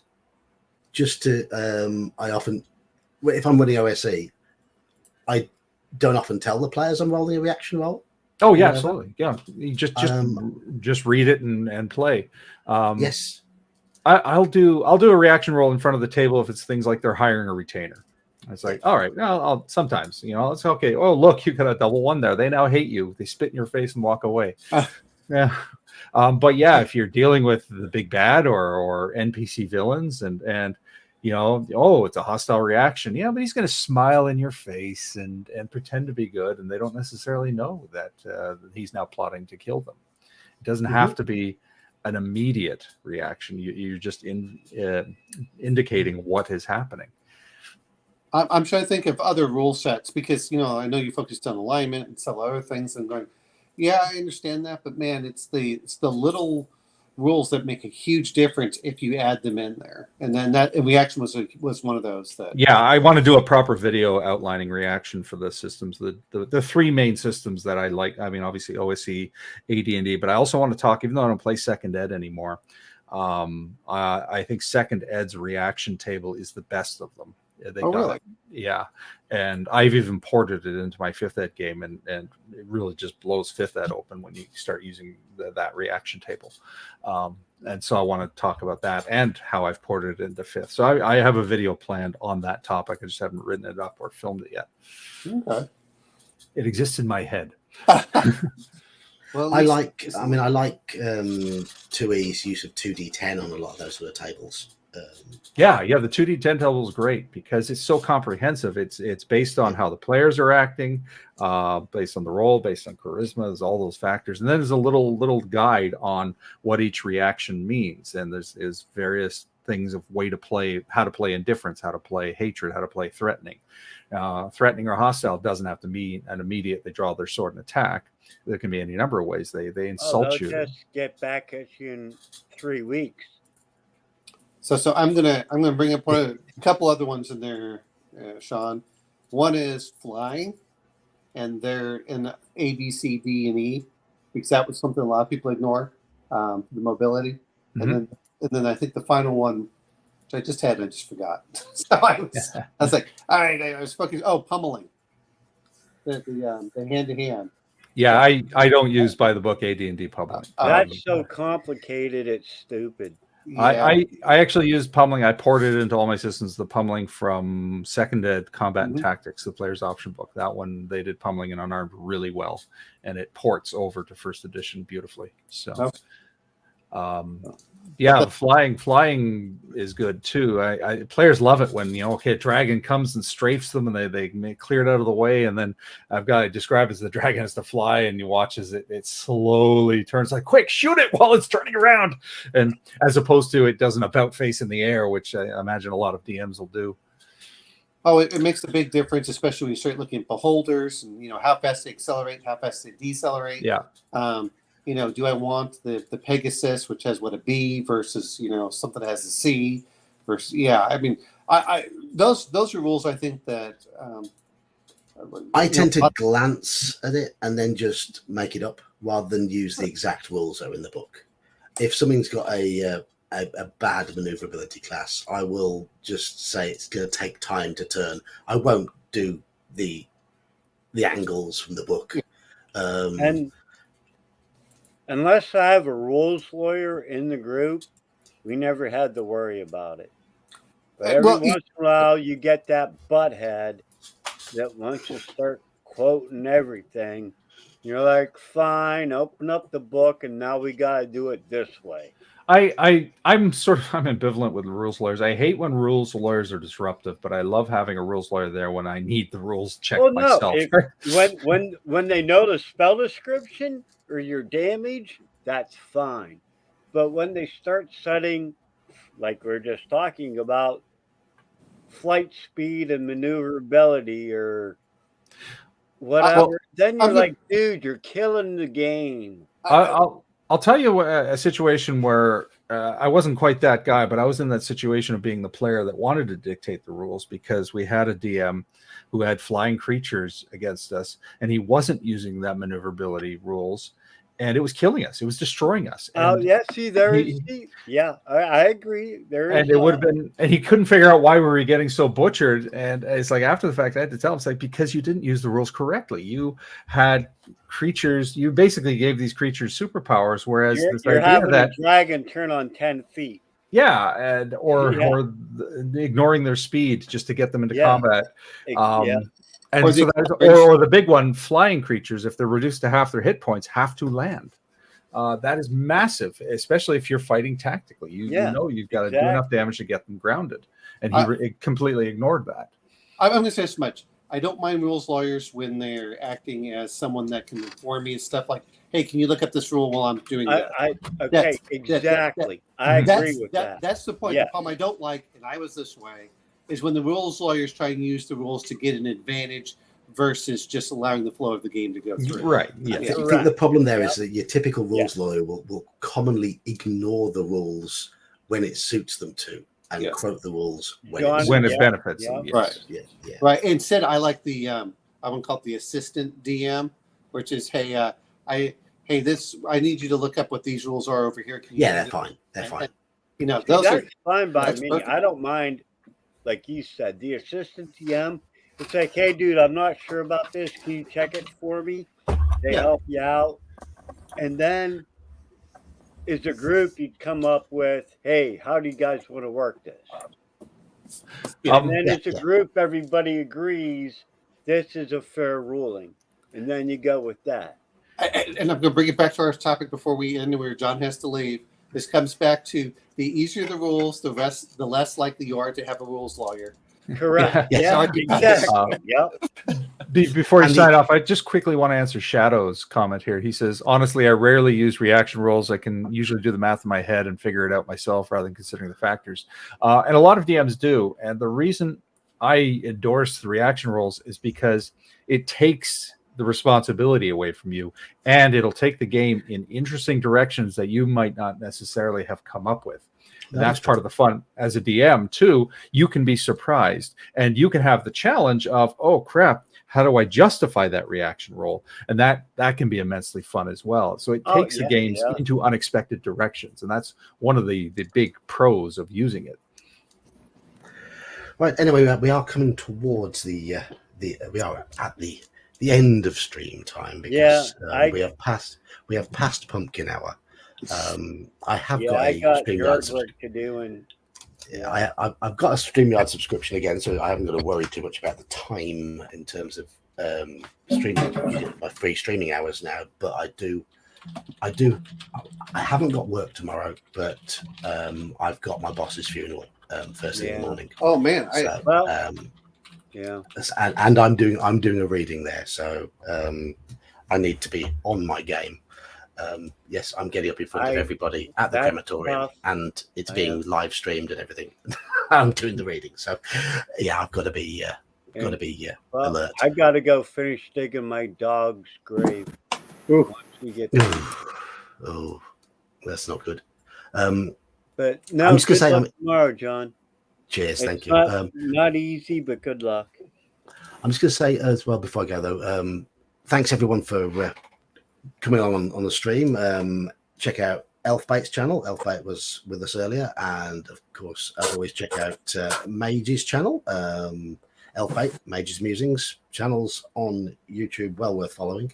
I'm running Call of Cthulhu tomorrow night. We're finally getting towards the end of the Blood Red Fez. It's been a long old adventure. They've really taken their time over it, but it's been good. It's been really, really good.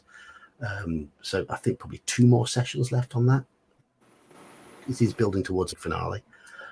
We've got OSC on Saturday. I believe is Gene running the first session and me running the second? I think that's what we agreed. I can do the first. The second, I might start. I don't know. Okay. I got my company yearly picnic is Saturday afternoon. That's fine. That's fine. Just drop in whenever. And anyone in chat, if you want to play some OSE over Discord this Saturday. Actually, I'm thinking about skipping the picnic. I'd rather just hang with you guys, but you know. Yeah. I gotta go. So. And in terms of videos, I am stopping and starting a script on a video. I'm trying to take a bit of time over at the moment. I keep stopping and starting, but I'm going to continue with more reading through White Dwarfs and Dragon magazines next week. I love those. I like the Dragon magazine as you go through them. I look through them. I look forward. That's what I did this morning before work. I had 2 drinks and watched that before I went to work.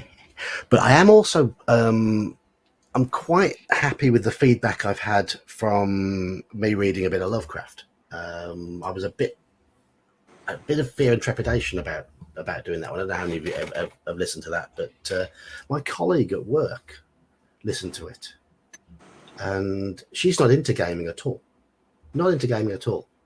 And she sat there and okay, it's only 9 minutes, and said afterwards how much she enjoyed it. So Cool. I was planning on doing some more shorts on Forest Oracle L. You can ignore them if you want. I haven't finished doing that module yet. There's still more nonsense in there to do.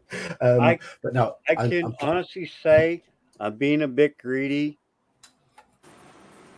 The first thing I do every morning is look for any of you guys having any new stuff. That's cool. And I get kind of pissy. I'm like, damn it, they didn't do anything new. I gotta wait another day.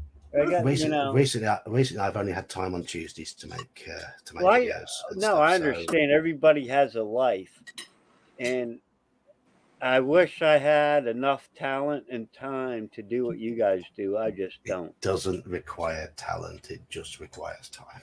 Yeah, and I wouldn't don't. say I've got any talent at all, but I honestly, I appreciate everything you guys do. Just saying. I spent quite a long time yesterday cursing Lovecraft's use of punctuation or lack of it in places. Of what? Of the Lovecraft's odd use of punctuation. Oh yeah. I had to re-record various bits of that video because of the length of his sentences and where the inflection should be in the sentence. It was a proper pain. You could even say you don't love his craft.